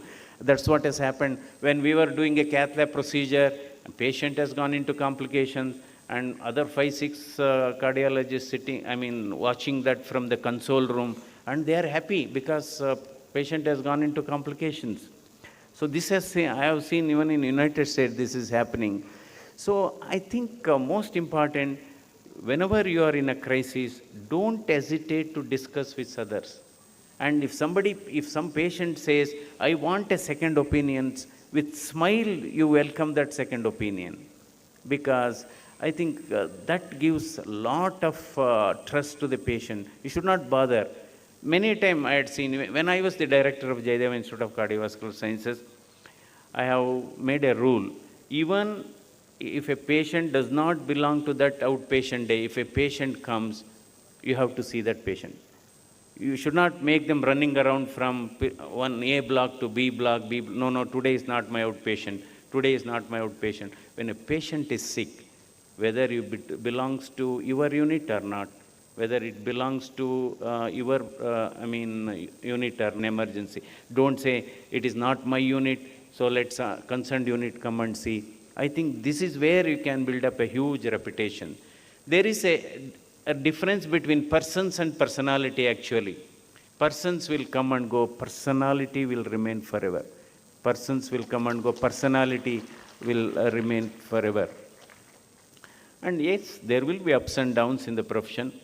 And you never ever compare yourself with your software friends, because already they are drawing huge salary, and when they call you, you are still sometimes attending some emergencies, you are in ICU doing duties, even as a specialist. So don't compare, don't go for social and economic comparison. As a doctor, I will tell you. But for a doctor, money will come, but money starts coming later, but it continues to come throughout your life. So don't get into economic comparison, even with our own colleagues. So many a time, earlier, if a doctor writes maximum number of prescription, was considered to be a good doctor. So 8, 10, 3 B complexes, 3, sedatives and so many things they used to write. So, and most important, yes, there can be ups and downs. See, you have passed university examination, but there is another important examination that now it will start, that is what is your life examination. So there is a difference between university examination and life examination, because university examination, with your hard work, you are really successful, because if it is a medicine paper, it is a common question paper for all students. But in life examination, each one gets a different question paper. So if you try to copy, then you will get into problems. So life examination. So I think I have to be a little philosophical also here, because life is difficult for those who criticize it. Life is best for those who enjoy it, worst for those who really compare it. So never go for social and economic comparison. And another important thing is, never ever, if the prognosis is going to be bad, never talk all those things in front of the patient. Never talk. always discuss with the family members. See, many times it has happened, we have admitted a patient for bypass surgery, 10 o'clock morning, 5 o'clock he comes and begs, sir, I want a discharge. Because some postgraduate came and told me the risk of stroke is 10%, risk of kidney failure is 5%, and also the risk of death is 12%. So with this risk, I don't want to undergo surgery. I think whenever you are conveying, I think these are some of the important things we have to really, in clinical medicine or clinical surgery, we have to talk. See, you have to talk in such, you have to really build the confidence. That is the reason. And the way we talk is also a medicine. The way we talk, see, I think sometimes medicine may not work, but the way you talk, you convince the patient, will have a lot of healing effect. That's what I am telling. And nowadays, we have two syndromes. Particularly, if you are practicing in Tier 1 cities, or maybe even Tier 2 cities, we have two syndromes. One is called idiot syndrome, and second is CAPI syndrome. What is idiot syndrome? Internet-derived information obstructing treatment.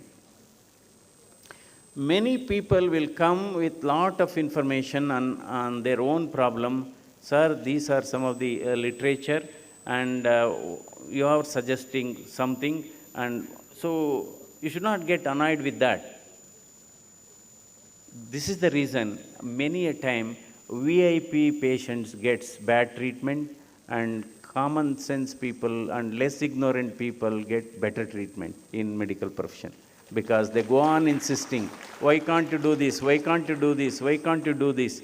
So they themselves will ask, they go on asking, why this procedure? And nowadays what is happening, because everybody has got a mobile phone, moment you start telling, they say, sir, can we record what you are telling?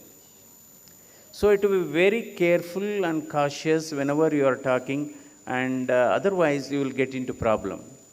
Regarding professionalism, I think as doctors, we need to protect each other. I will just give an example what exactly is professionalism. Maybe about 5-6 years back, one orthopedic surgeon has done a lumbar disc surgery. So following L4, L5, Dr. Naveen is sitting here, it was in some private hospital. So following orthopedic discectomy, this patient has developed acute breathlessness.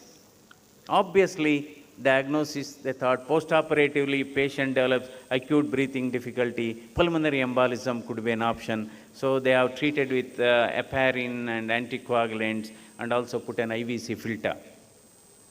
No, patient continued to be breathless and he had swollen legs, and for third opinion they came to me, and I myself did an echocardiography. Of course, I will not get into those details. My diagnosis was not pulmonary embolism because that patient has got a wide pulse pressure. That means while doing a lumbar disc surgery, inadvertently, that needle has perforated common iliac artery and common iliac vein, resulting in an arteriovenous fistula, and that was the cause for breathlessness. Because the inferior vena cava, normally venous pressure will be very low, is about 5 millimeters. Inferior vena cava pressure was 120. Then we closed that with using a covered stent. Within 2 days, he was fine and his legs became normal in girth. Then the problem came. Dr. Manjunath, sir, we want to file a complaint. We want to put a consumer case against the orthopedic surgeon who has treated it. Then I told them, if you have got any respect for me, if you have got any, liking for me, you should not lodge a complaint against my other colleague who has done the procedure. It was unintentional. This is called professionalism, and we should never do that. We should never do that. And never ever make bad comments about your own colleagues in front of the patient or even behind. Who is a good friend? In my opinion, good friend is one who talks good about you behind your back. He is a good friend. So I think we have to build a very good professionalism and also a very good working atmosphere. Workplace wellness is extremely important. If you are working in a medical college or working in a hospital, workplace wellness has got lot of impact on your growth. And as we grow, we become senior consultants, we become heads of the department, that's fine. Most important, you should allow some space for others to grow in your department. You should allow some space for others to grow in your department without your own knowledge.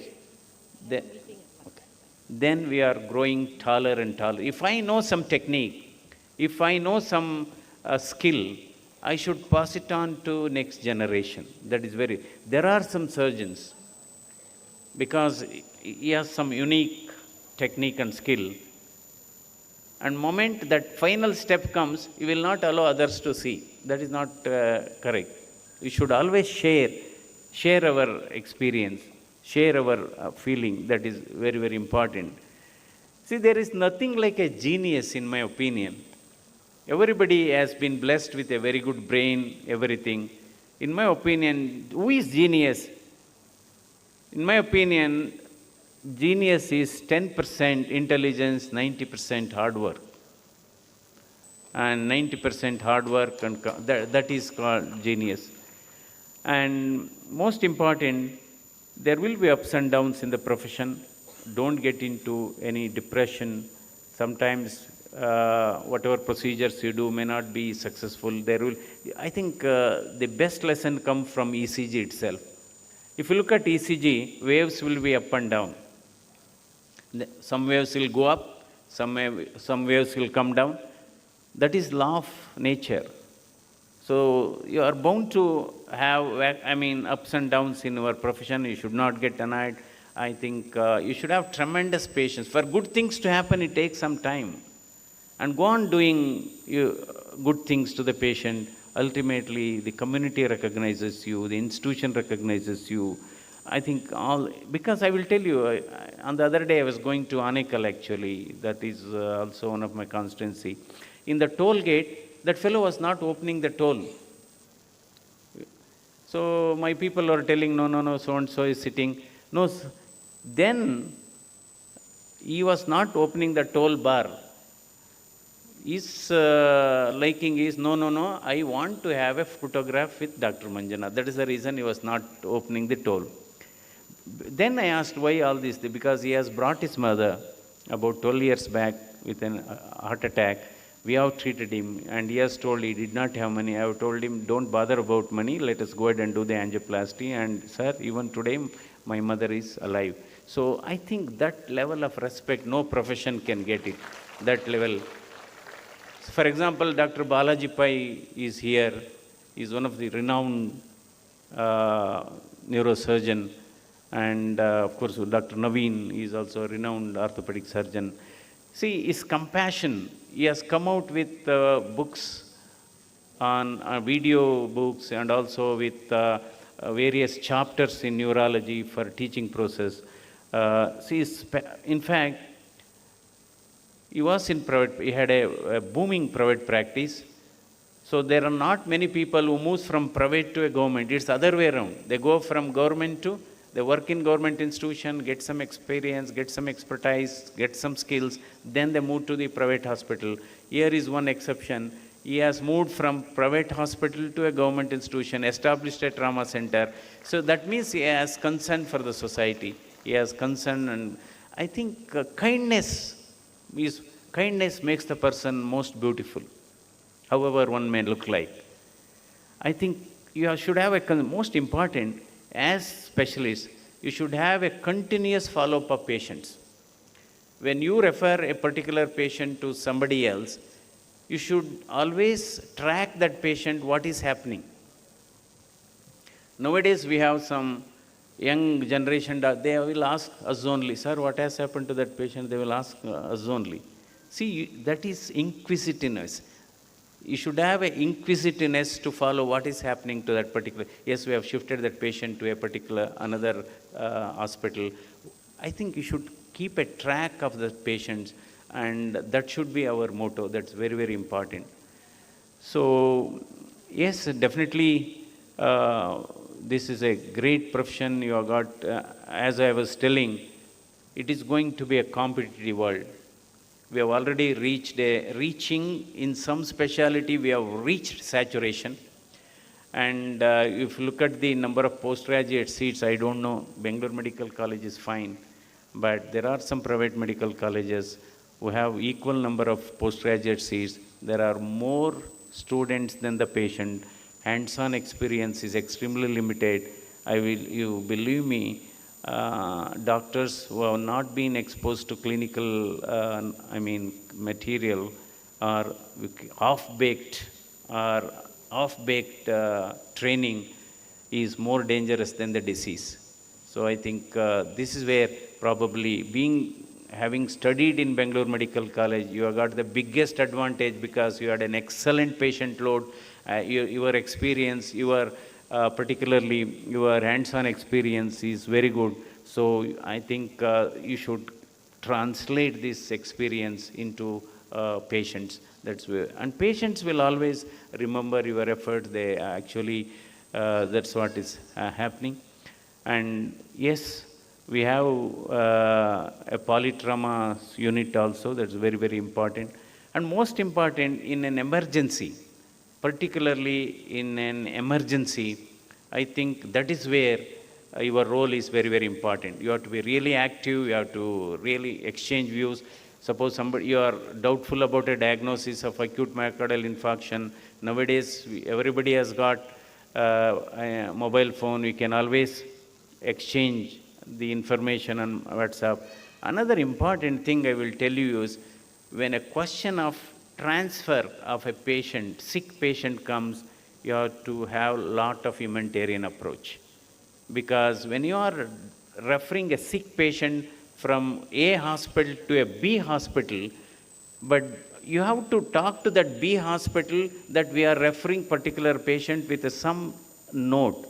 Otherwise, a patient on ventilator is shifted to another hospital, their ventilator is not available, then he comes back here again, or he goes around the city, and in that process, if the patient dies, you will get a bad name, hospital will get a bad name.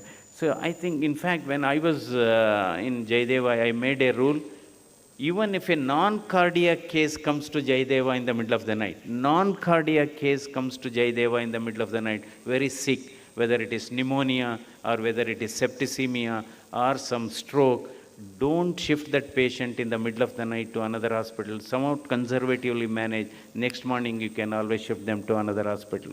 I think this transfer policy, you should keep it in mind.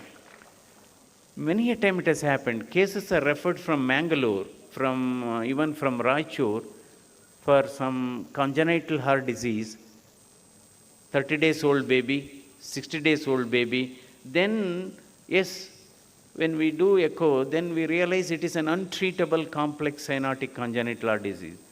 Echo is done there also. Exchange those echo before coming here. Otherwise, they have to travel 600 kilometers, spending about 40,000-50,000 on ambulances and all. I think these are some of the things that makes you. And always, when a patient is not happy, you can always know. When you write something, when you advise something, when you discharge I will give another example. Patient is admitted for surgery, maybe general surgery or orthopedic surgery or even obstetrics and gynecology or ENT. You discharge the patient. You have to, without doing a procedure, you will discharge the patient. See, you have to convey to the patient why you are discharging. Number one, maybe because he may not require a treatment now. Or number two, it is some sort of an end-stage disease. That's the reason we don't want to do. You have to convey something. Suppose if you say, at this stage you don't require a surgery, then that's the reason we are discharging. You will feel happy and you will go home happily. Otherwise, he is under the impression, I was admitted for so many days and ultimately I was sent without any procedure. So I think these are some of the important things we have to keep it in mind. And whenever you are writing a laboratory investigation, any specialty, I think these things should be written commonly. That's why, because urologist write only is concerned investigation, and cardiologist will write is connected investigation. How many times blood has to be drawn? So make a common prescription, that is CBC, RBS, urea, creatinine, electrolytes, common for everything. Why I'm telling nowadays, our younger generation specialists write HbA1c more often than HB. And patients also call, sir, it is about 8, 9. Somebody says, we'll give blood transfusion. It is not HbA1c. The people write, I think HB and HbA1c are totally different. So, and also, in fact, the country needs, India needs more very good internal medicine physicians today. That is where country needs, because by going for super specialization, we are missing that glamour of internal medicine, and family physician's role is extremely important. That's also we are missing. Earlier, family physician used to carry the entire case history of the patient, and he was passing on to the specialist. Nowadays, those things we are missing. So definitely, you have got a lot of scope, but believe me, it's a competitive world, and you have to, I think, you have to be very efficient, you should be very competitive, and you should be, your communication skill is extremely important. I think many of us really lack communication skill. Yes, you are a very good clinician, you are a very highly skilled surgeon. When it comes to communication skill, they really, that's the reason there's a popular saying, communication skill is more important than the content. Content may not be good, but still if the communication skill is extremely important. So definitely you have got a tremendous opportunity, and because today, as I was telling, India has got close to about 19 lakhs. I think this year we are touching, there are 20 lakhs allopathic doctors. 20 lakhs allopathic doctors and about 6 lakhs Ayush doctors. And the doctor ratio, if you look at it, WHO standard is 1 in 750. One doctor should be there for 750 population. Sorry, 1 in 1000 actually. But we have already reached 1 in 750. So, but only still think why there are no doctors in rural areas. That is the usual thing. But there is maldistribution. But as far as going by the population ratio of 142 crores, we have enough sufficient doctors as far as India is concerned. But because we have really one doctor for 750 population, the WHO says 1 for 1,000. So we have reached that ratio. But there is a maldistribution. There are more doctors in Tier 1 cities, maybe even Tier 2 cities, but in villages, in semi-urban and rural areas, it is less. This is not because doctors are ready to work in villages, provided there is a very good working atmosphere, a conducive atmosphere. We need to create a good working atmosphere. And another important, we have to incentivize doctors working in rural areas. Then only we can push the specialists to the rural area. What should be that incentive? What should be that incentive? In my opinion, a doctor working in primary health centers, a doctor working in Taluka hospital, at least they should give somewhere around 50,000 incentives for those doctors in addition to the salary. That is one incentive. Another incentive, what we are talking about, I had a discussion even in the Parliamentary Standing Committee, because I am also a member of the Parliamentary Standing Committee on Health and Family Welfare, Government of India. What I have suggested is, if after MBBS, if MBBS doctor is working in rural areas, maybe for every 1 year work in rural area, give additional marks in the NEET examination.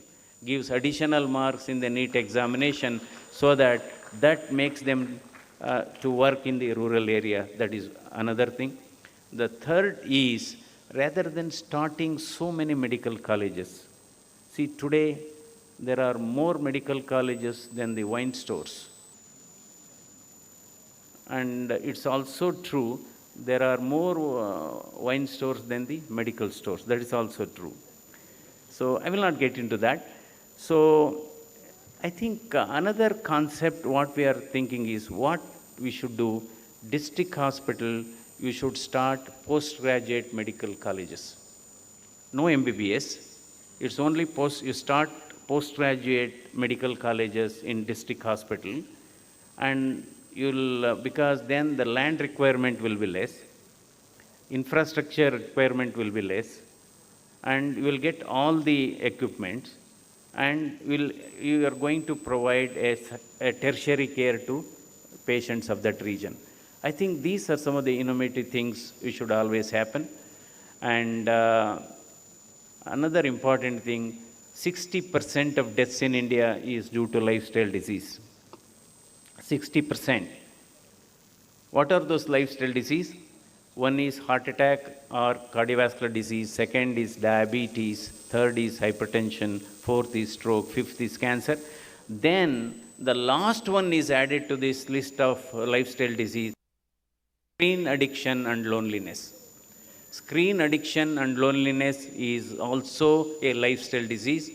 Today, if you look at the burden of this lifestyle disease, earlier, children used to bring parents for the treatment of all this lifestyle disease. Today, what is happening? Parents are bringing their children for the treatment of all these lifestyle diseases. So why I am telling you all this? Doctor's profession is under stress, and we are subjected to maximum stress because there is sky-high expectation from the patients, attenders, media and all. Develop a good communication skill, and you should know how to manage things, because there are 2 studies which has come up. Average lifespan of a modern day doctor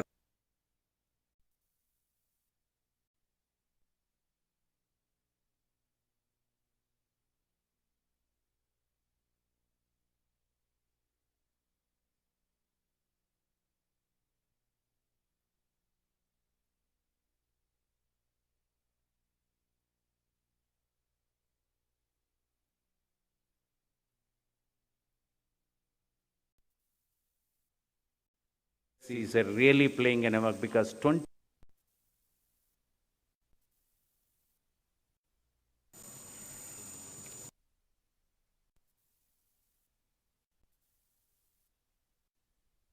because today heart attack and brain stroke account for 30% of deaths in India. 40% of heart attack is below 40 years of age, below 35 years of age. I think we are seeing a lot of medical colleagues coming with hypertension, coronary artery disease at an younger age group. So I think stress management is extremely important. Stress. I think I will just give an example. You are a physician or a surgeon or a gynecologist or a pediatrician. See, you get, say, if you are in an institution, you get so many calls. Take care of the patient properly. One call has come at 11 o'clock. Somebody else calls you at again 12. Another one call you at 3 o'clock about the same patient. Normally you get irritated. How many people are telling? How many are calling? So you try to explain. Are we not seeing why you are bringing so many people are talking about? See, I think stress management for our doctors is extremely important. Probably I give more weightage to the stress management than I might be speaking for last 40-45 minutes. I think keep that 40 minutes. It's not important. This stress management is very, very important. So what I have practiced is about the same patient, even if 10, 15 calls come to me, I always say, keep the story short. Yes, sir, we'll take care. See, hardly 5 seconds. Otherwise, go on explaining things and it hurts them also. They are not happy, you are not happy. Stress management is extremely important, and you have to keep your heart rate always around 70 to 80, very important. And we always conduct health camp for the common public. A time has come, we have to conduct health camp for our own doctors fraternity after the age of 35. I think this is a real fact. It's extremely stressful because you may be thinking, I am extremely okay, because the stress is playing a mark. Because air pollution is considered to be another new risk factor for heart attack. Air pollution, do you know, going by Ministry of Health statistics, air pollution kills more people than smoking. Living in bigger cities like Bangalore, Delhi, Calcutta, living in bigger Tier 1 cities is a health hazard. Last year, 21 lakhs people have died because of air pollution and 14 lakhs have died because of smoking. So I think because we are embarking on a new, paradigm of risk factors, so stress management is extremely important, and have a good communication skill and have a good transfer policy as far as patient is concerned. And one of the best answer, if I don't know, you have to really say, I don't know, and let me consult somebody else. Not making, so a good clinical exam, you should always keep all these things. A good clinical examination is very, very important. So certainly, you have got all of you have got a great future. And only thing is, I think our profession is is not an escalator. You can't just zoom it, you can't go like that. It's step by step, that is law of nature. So people who takes lift always can come down very fast also. Those who take steps always can stay longer. So I think there is no escalator for success. It's all hard work. And there are 3 types of intelligence. One is intrinsic intelligence, second is emotional intelligence. Yes, emotional intelligence is more important. That's the reason EQ is more important than IQ. IQ is a must, but EQ is very, very important. And talk to each other than talking about others. Very important. Talk to each other than talking about others can solve a lot of problems. So many a time, keep this habit of passing on regarding some patient underwent surgery, has gone into complications. I think some funny postgraduates have seen, ultimately it becomes an evidence. It becomes an evidence for various consumer cases. So all the best. I have some commandments, both for your profession as well as for your life success stories. These commandments are: dedication is more important than designation. Sincerity is more important than seniority. Values are more important than valuables. Mindset is more important than the marks. Efforts are more important than the results. Loyalty is more important than royalty. Progress is more important than perfection. Then decision making is more important than incision. Decision making is more important than interventions. And finally, proper work is more important than paperwork. So these are some of the great things. So be passionate about profession. Every profession has a glamour and flavor, provided if you have got commitment, and always keep patients as a priority. That is very. So you salute you should love your job actually, whatever it is. If you love your job, you love your work, time just passes on like that. So that is the reason, anything you do with lot of love and affection, it will gain you popularity, and it also enhances your reputation. Ultimately, what matters most is your popularity, your reputation, and your good health. Very important, very important. Yes, salute your work. If you salute your work, you need not salute anybody.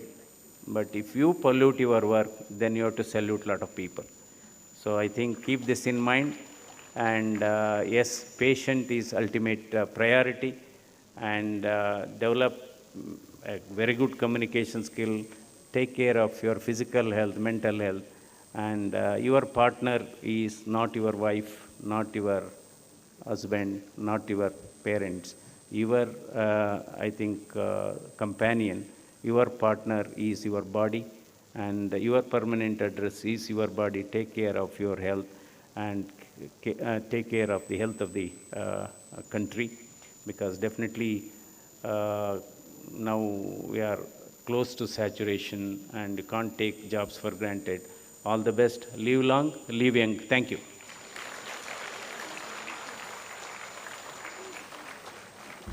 Thank you, sir, for inspiring and motivating our graduates as they embark on their next journey. Kindly accept our token of gratitude. ಇದೀಗ ನಾವೆಲ್ಲರೂ ಬಹಳ ಆತುರದಿಂದ ಕಾಯುತ್ತಿದ್ದ ಘಟ್ಟಕ್ಕೆ ತಲುಪಿದ್ದೇವೆ.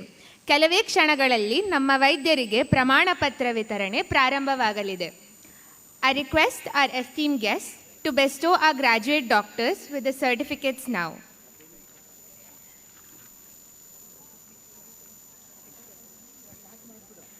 Now, with great pride, I invite the graduates from the Department of Anesthesia to come forward to receive their certificates.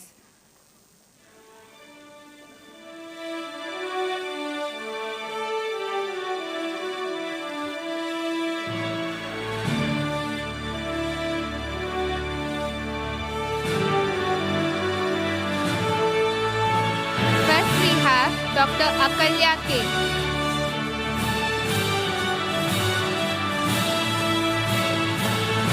We request our guest of honor to kindly present the first set of certificates.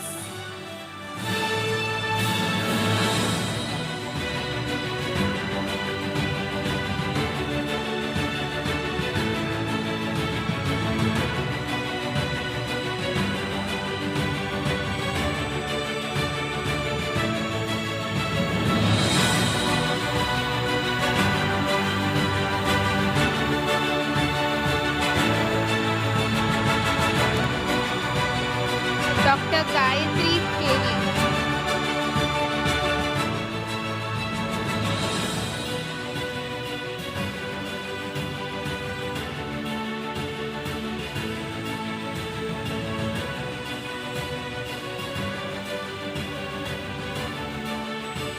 Dr. Kirti MJ.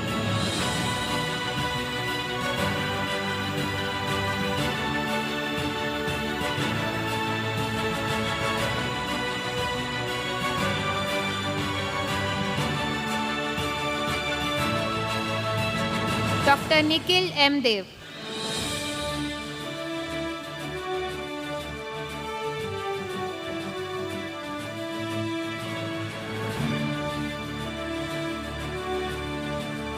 Dr. Nitya R.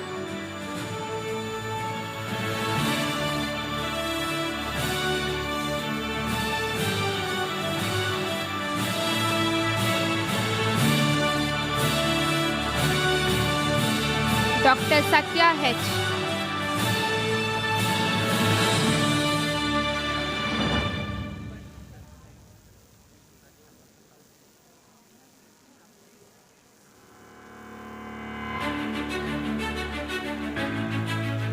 Dr. Shivaraja Chennappa Karakura.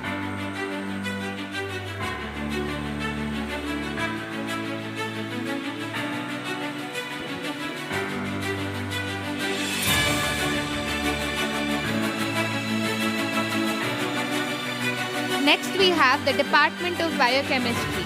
I would like to call upon Dr. Neetu TJ.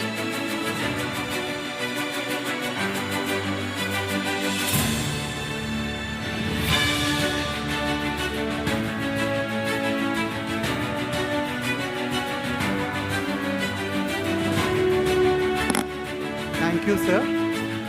Our guest of honor has pressing commitments outside. We thank him for making time to be with us for this ceremony.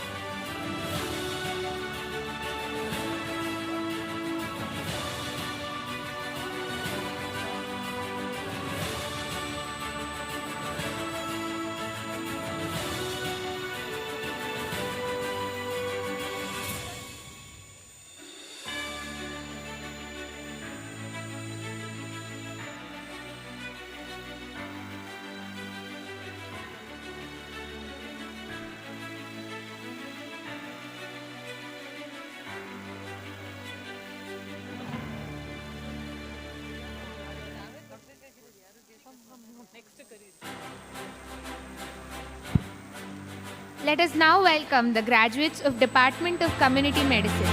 First we have Dr. Basavalingaya.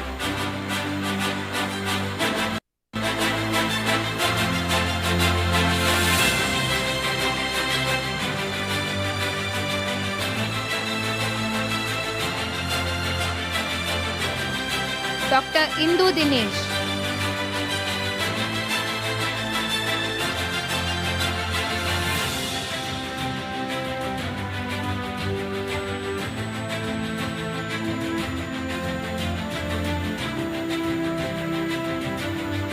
Dr. Lakshmikant N.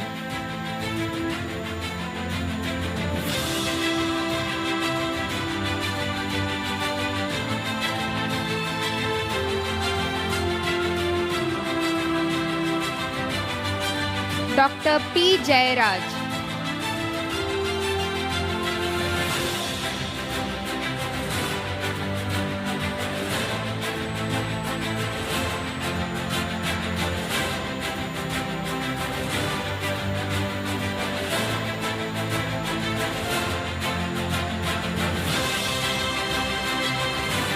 Dr. Sushma Shekhar C.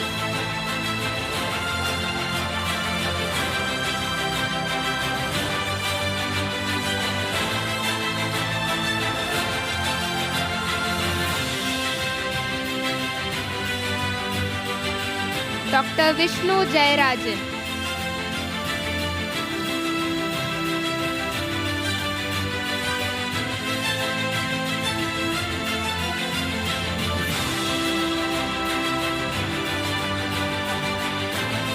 I request the graduates from Department of Forensic Medicine to kindly come forward.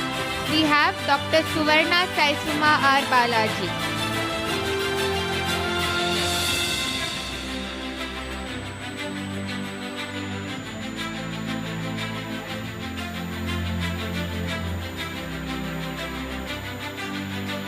Moving ahead, we call upon the graduates of Department of General Medicine. We have Dr. Karthik R.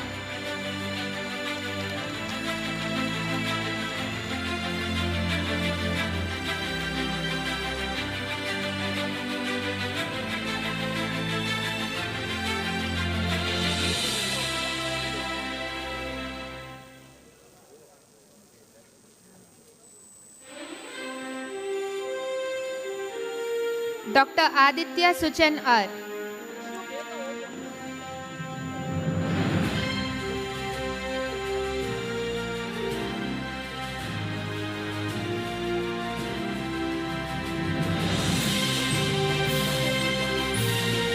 Dr. Anil D'Souza.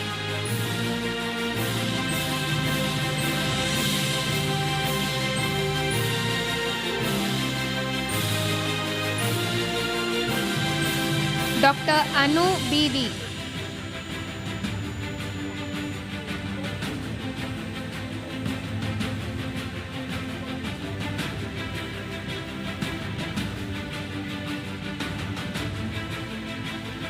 Dr. Bhumika S.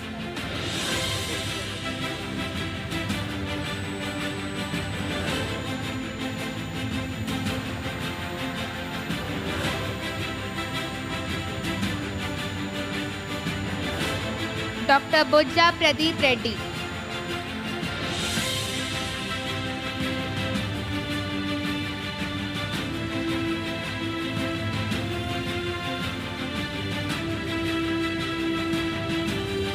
Dr. Dagumati Sanjay Bhargav.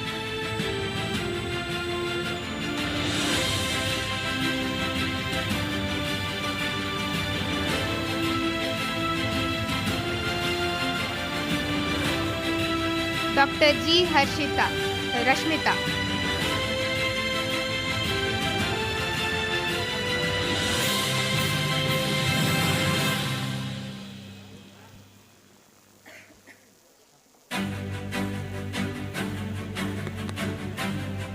Dr. Gavi Siddhappa.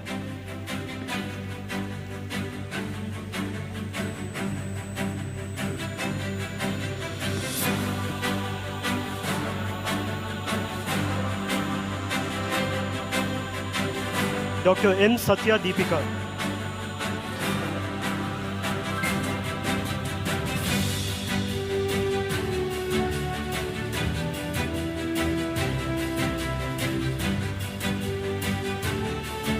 Dr. Mithun Kumar SB.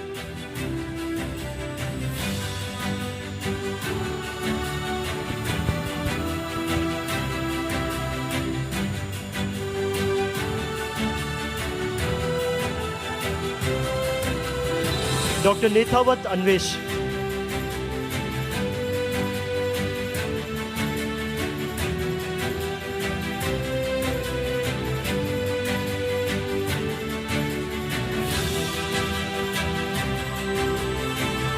Dr. Prasanna Kumar PC.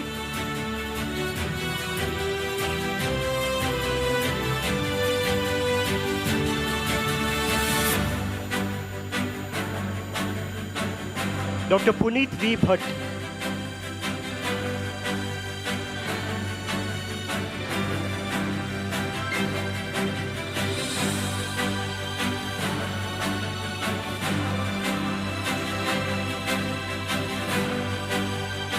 Dr. Puneet Kumar KS.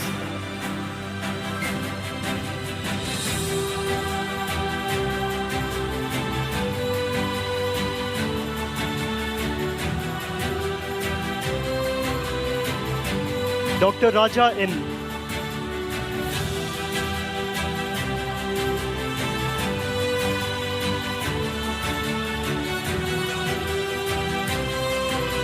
Dr. Ratna S. Patil.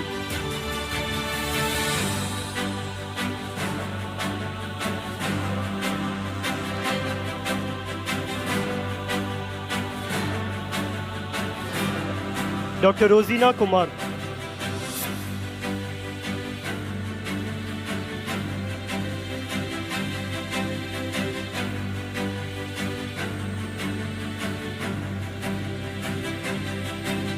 Dr. Sana Afreen Ansari.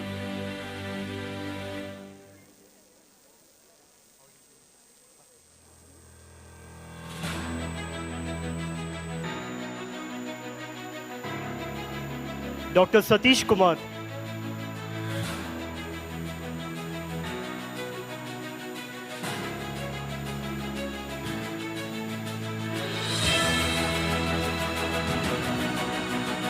Dr. Savera Pinto.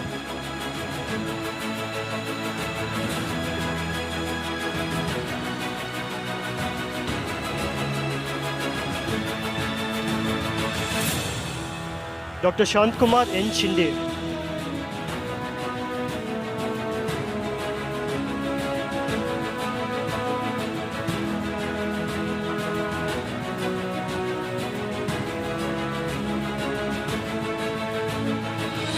Dr. Shubham.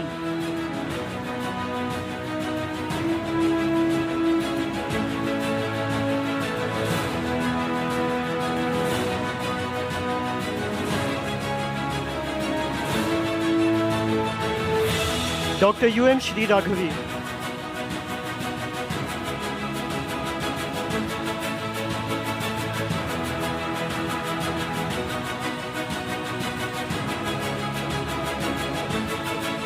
Dr. Vinay N.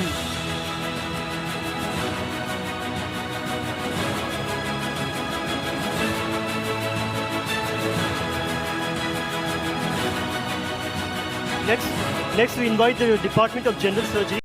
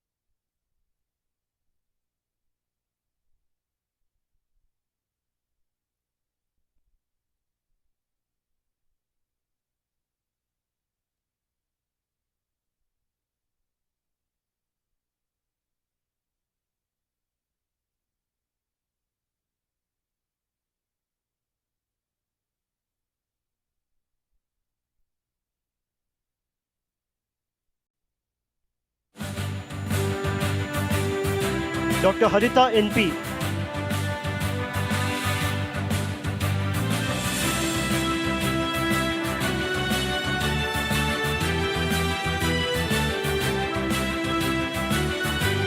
Dr. Jayeshma K.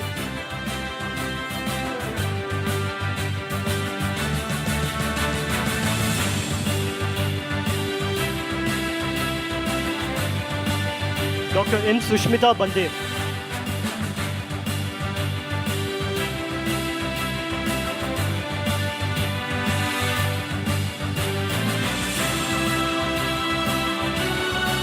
Dr. Meghna Panchakshari.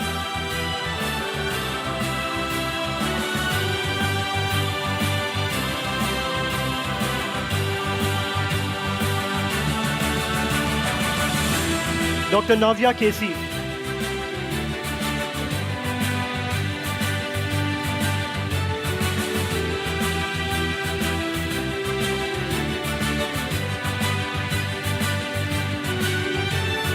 Dr. Nusrat Jahan.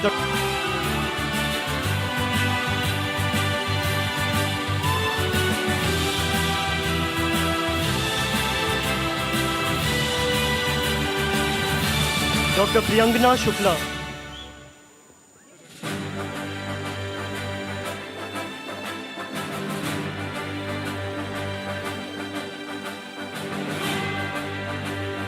Dr. Sabina L.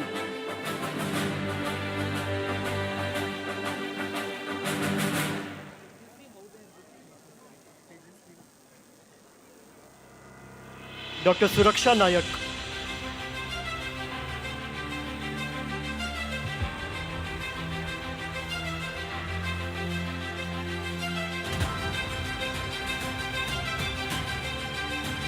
Dr. Tara Sasindran.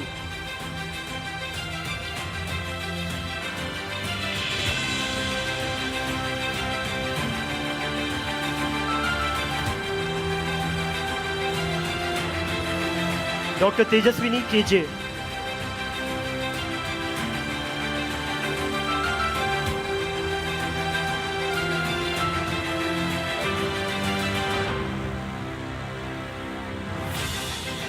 Dr. Vaishnavi T.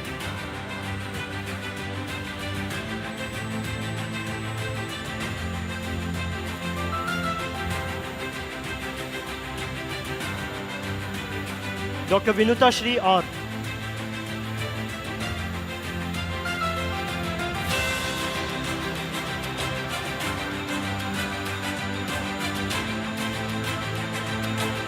I request the graduates from Department of Orthopedics to step forward. We have Dr. Darren D. Kutikar.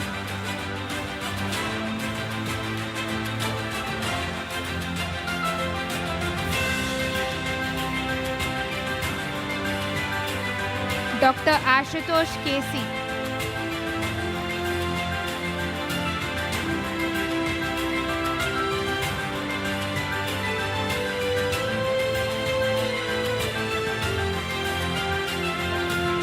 Dr. Praveen Kumar.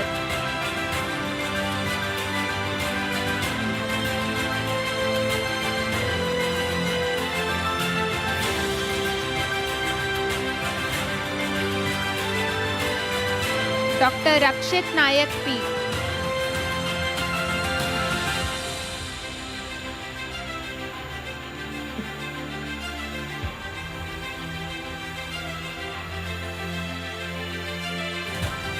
Dr. Ramesh R.A.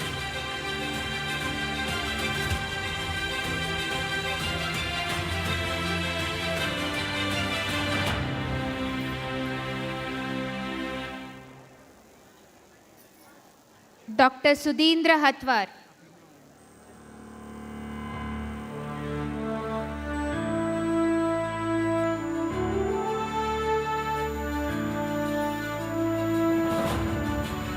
Moving ahead, we call upon the graduates from Department of ENT, B. Suma.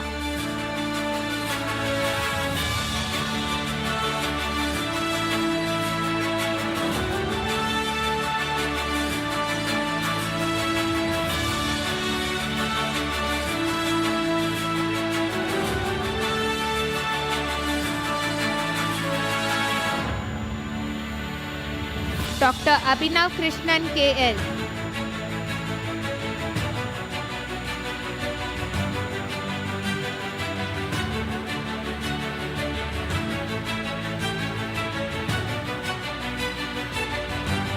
Dr. Anulakshmi KM.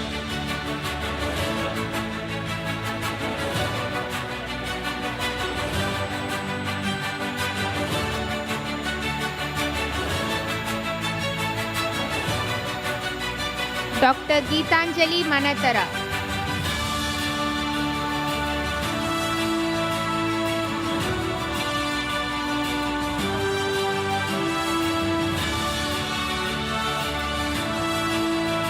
Dr. Harita K.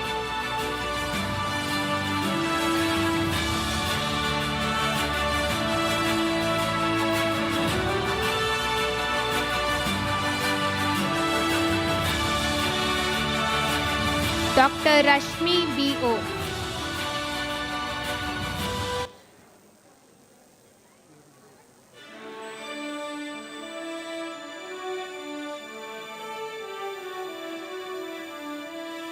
Dr. Vaishali Gupta.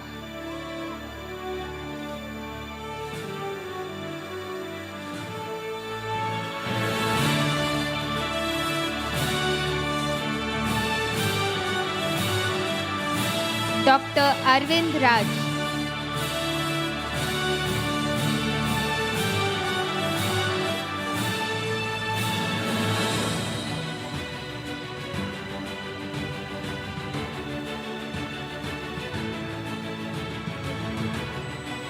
I would like to call upon the graduates from Department of Pathology, Dr. Kripa Shettigar.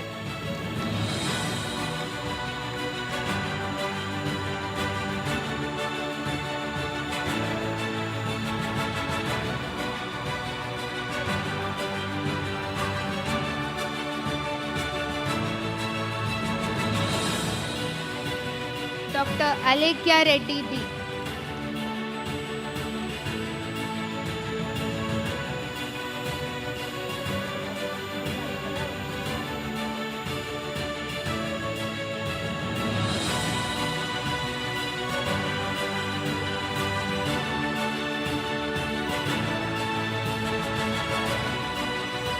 Dr. B. Shravya.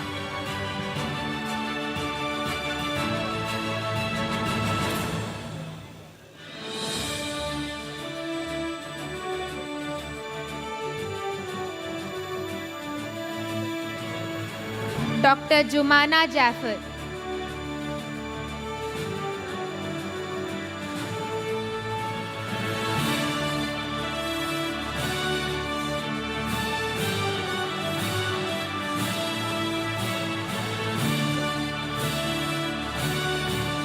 Dr. M.R. Sauparnika.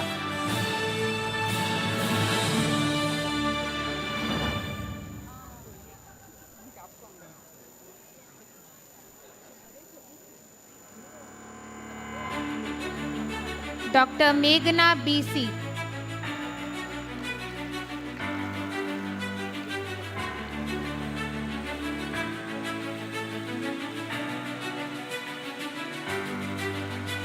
Next, we welcome the Department of Pediatrics. We begin with Dr. Dhanlakshmi R.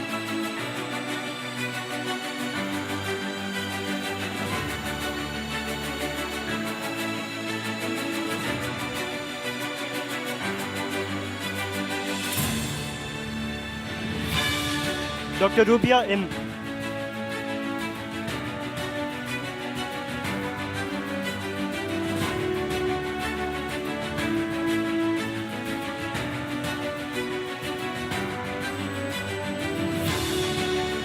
Dr. Karnika Sri J.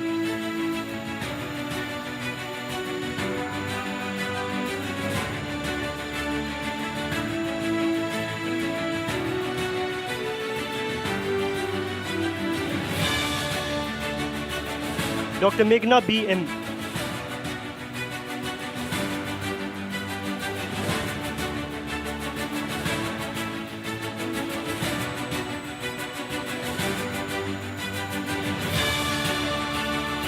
Dr. Muhammad Muiz.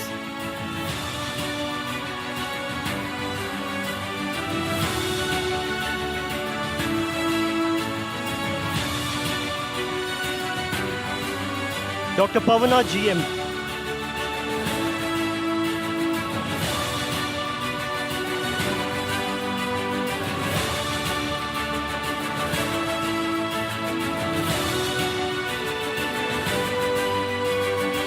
Dr. Sangeeta Ramesh.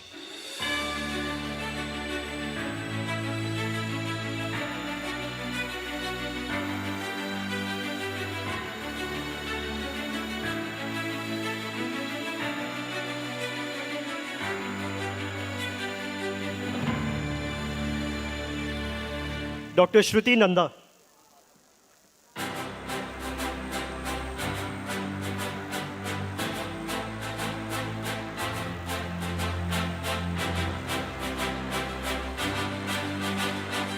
Dr. Varalakshmi R. Next, we have the Department of Pharmacology, Dr. Shreya Bhatt.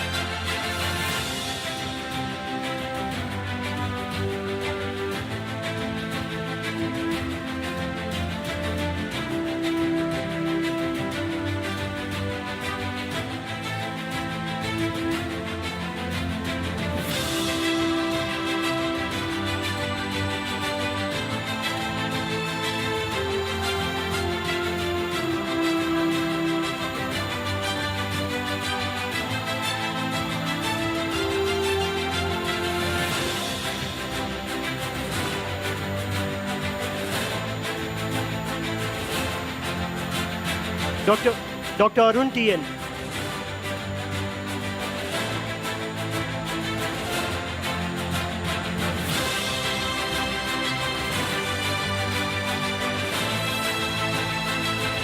Dr. KV Maruti Prasanna.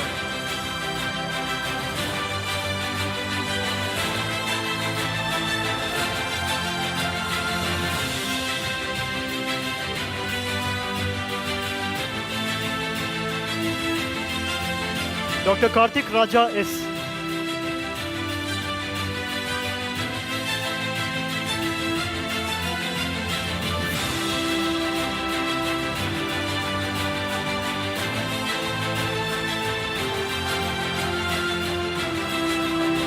Dr. Sushma P.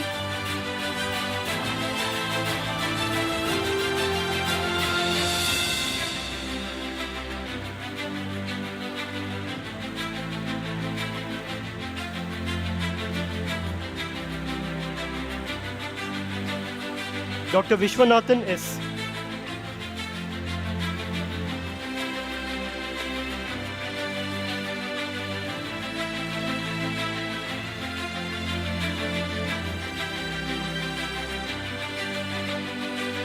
Dr. Yamini Kanakamedala.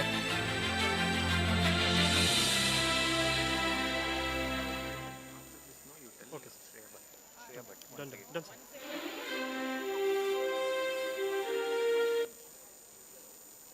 Dr. Shreya Bhatt.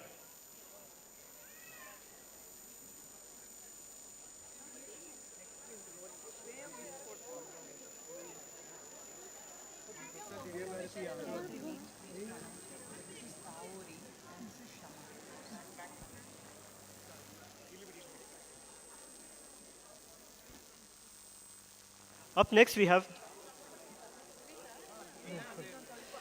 have the Department of Physiology, Dr. Divya Bharti V.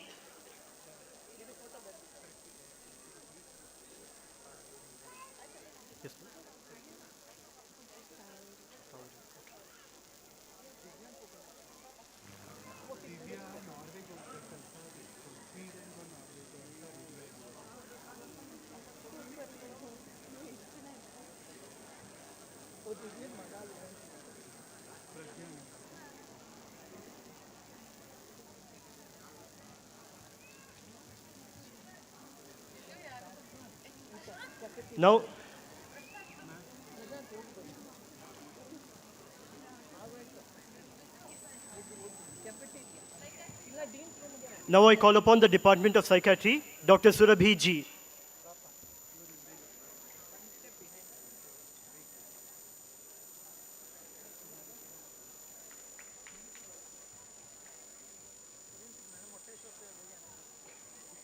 Dr. Pragya Tauri.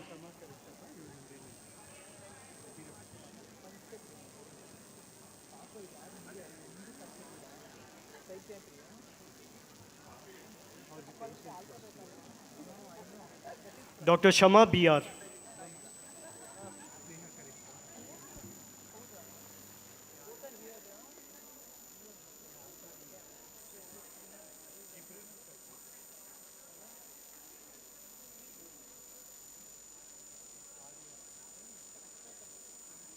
Dr. Sneha M.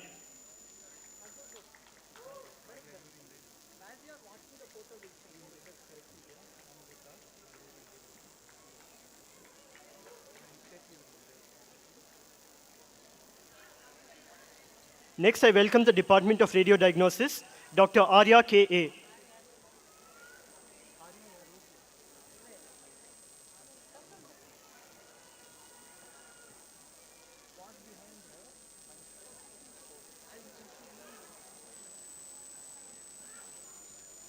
Dr. C.S. Amruta Varshini.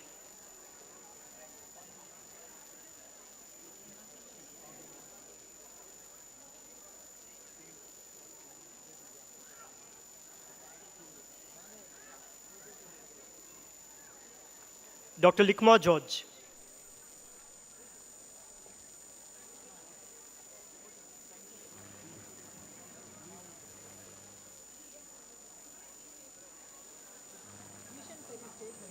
Dr. R. Harshit.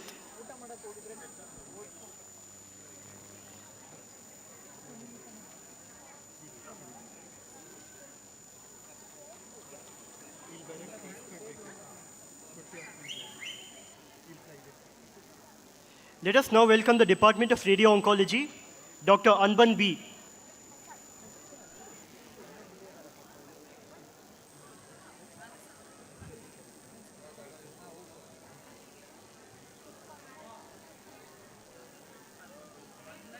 And finally, the Department of Respiratory Medicine, Dr. Anjana.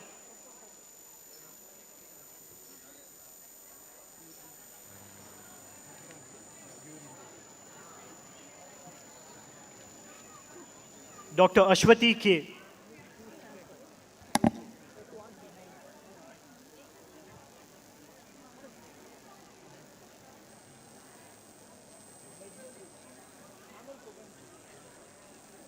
Dr. Lata N.N.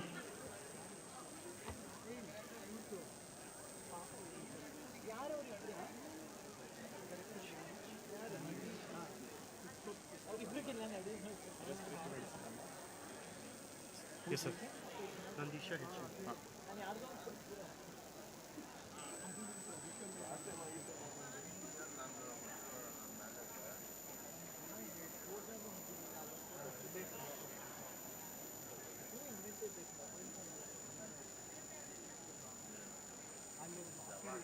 Dr. Nandisha H.U.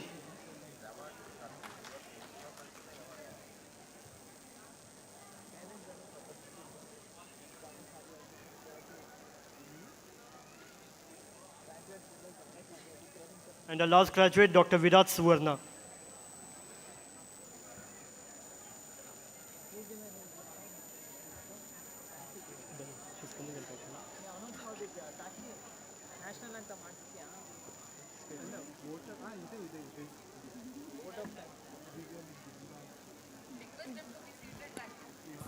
I request everyone to kindly be seated.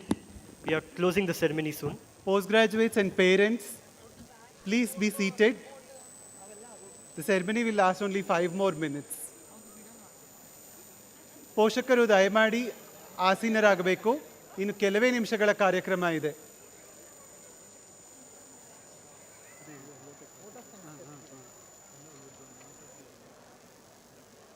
On behalf of the graduating batch, Dr. Rashmita from the Department of General Medicine would like to share a note of gratitude.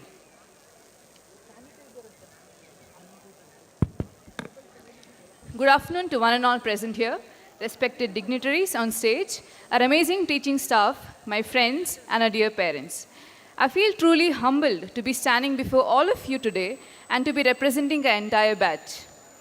As we reflect on our 3 incredible years, all we feel is pure gratitude. Our journey has definitely been a roller coaster ride which has taught us so much. Everything that this beautiful journey has taught us has definitely prepared us for life and beyond. Apart from the subject itself, it has taught us the true meaning of life, the value of every second. Most of all, it has taught us to put others' lives before ours. I would like to express my heartfelt thanks to our beloved Dean cum Director, Dr. Kavya S.T. Ma'am, our Principal, Dr. Asima Banu Ma'am, our teaching and non-teaching staff, my friends and my family for the unwavering love and support, without whom this journey would be impossible. Each and every person here have chiseled us and transformed us from a rock to a beautiful sculpture that we are today. As to all my fellow graduates, seniors, juniors, who have shared a laughter, tears, and countless memories, a huge thank you. As I always say, I have actually earned more than just friends. I have earned a family. BMC for all of us has always been a home away from home. I wouldn't say that a journey ends here, it has just begun. Thank you all, and let's celebrate this beautiful milestone. Thank you so much.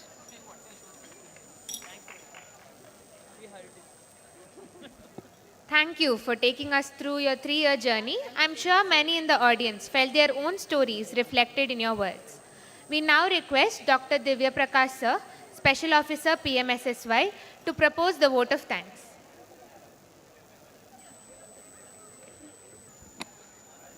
Namaskara ellarigu. Good afternoon everyone. It is my pleasure and duty to thank each and everyone who has been involved in this PG Convocation ceremony of the year 2025 Sankalpa. On behalf of postgraduates and the faculty of BMCRI, I express heartfelt gratitude to Dr. Sharana Prakash Rudrappa Patil Sir, Honorable Minister of Medical Education, Skill Development, Entrepreneurship and Livelihood, Government of Karnataka, for taking out the time to grace this occasion. I heartily thank our guest of honors, Dr. C.N. Manjunath Sir, former Director of Sri Jayadeva Institute of Cardiovascular Sciences and Research, Bangalore, Honorable Member of Parliament, for his esteemed presence and his inspiring words, which the postgraduates will carry with them all the way in their career. I sincerely thank our special invitees in their absence, Dr. Sri B.Z. Zamir Ahmad Khan Sir, Honorable Minister for Housing, Wakaf and Minority Welfare Department, Government of Karnataka, and Dr. Uday Garudachar, MLA, Chikkapet Assembly Constituency, Sri Muhammad Mohsin, IAS, Principal Secretary to Government, Department of Medical Education, Government of Karnataka, in their absence, and Dr. Sujata Rathod, BL Madam, Director of Medical Education, Government of Karnataka. Sirs and Madam, your presence has brought honor to this ceremony. I thank Dr. Kavya, ST, Dean and Director, BMCRI, for her able leadership and constant support in making this program a reality. I thank Dr. Asima Banu, Principal, BMCRI, for her passionate involvement and encouragement, which has been crucial for the success of this great event. I thank the heads of the teaching hospitals, Dr. Deepak, Dr. Savita, Dr. Suresh Babu, for their active participation. I thank the heads of various department teaching faculty for mentoring these postgraduates and enable them to reach this station in this professional education. A warm note of gratitude to the non-teaching staff, supporting staff, technicians, housekeeping staff, and student volunteers who have worked hard for the seamless conduct of this event. A special thanks to the media representatives for their participation and coverage of this event. I must indeed thank the parents, family members, and well-wishers of the graduates for their unwavering support over the past several years, which has culminated in this day of success. Lastly, a big thank you and congratulations to the PG postgraduates of the batch of 2022 for not only this event but also making the entire BMCRI family proud by their academic achievements, and best wishes for a bright and fruitful future. I thank one and all. Jai Hind, Jai Karnataka.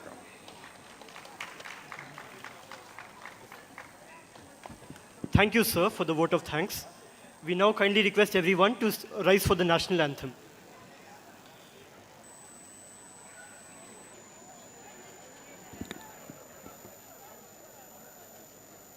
जनगण मन अधिनायक जय हे भारत भाग्य विधाता पंजाब सिंध गुजरात मराठा द्राविड उत्कल बंगा विंध्य हिमाचल यमुना गंगा उच्चल जलधितरंगा तव शुभ नामे जागे तव शुभ आशीष मांगे गाहे तव जय गाथा जन गण मंगलदायक जय हे भारत भाग्य विधाता जय हे जय हे जय हे जय जय जय जय हे. A very heartfelt thank you to all our honorable dignitaries on and off the dais for gracing this occasion with their precious time. We now request everyone to disperse for lunch. Thank you. Lunch will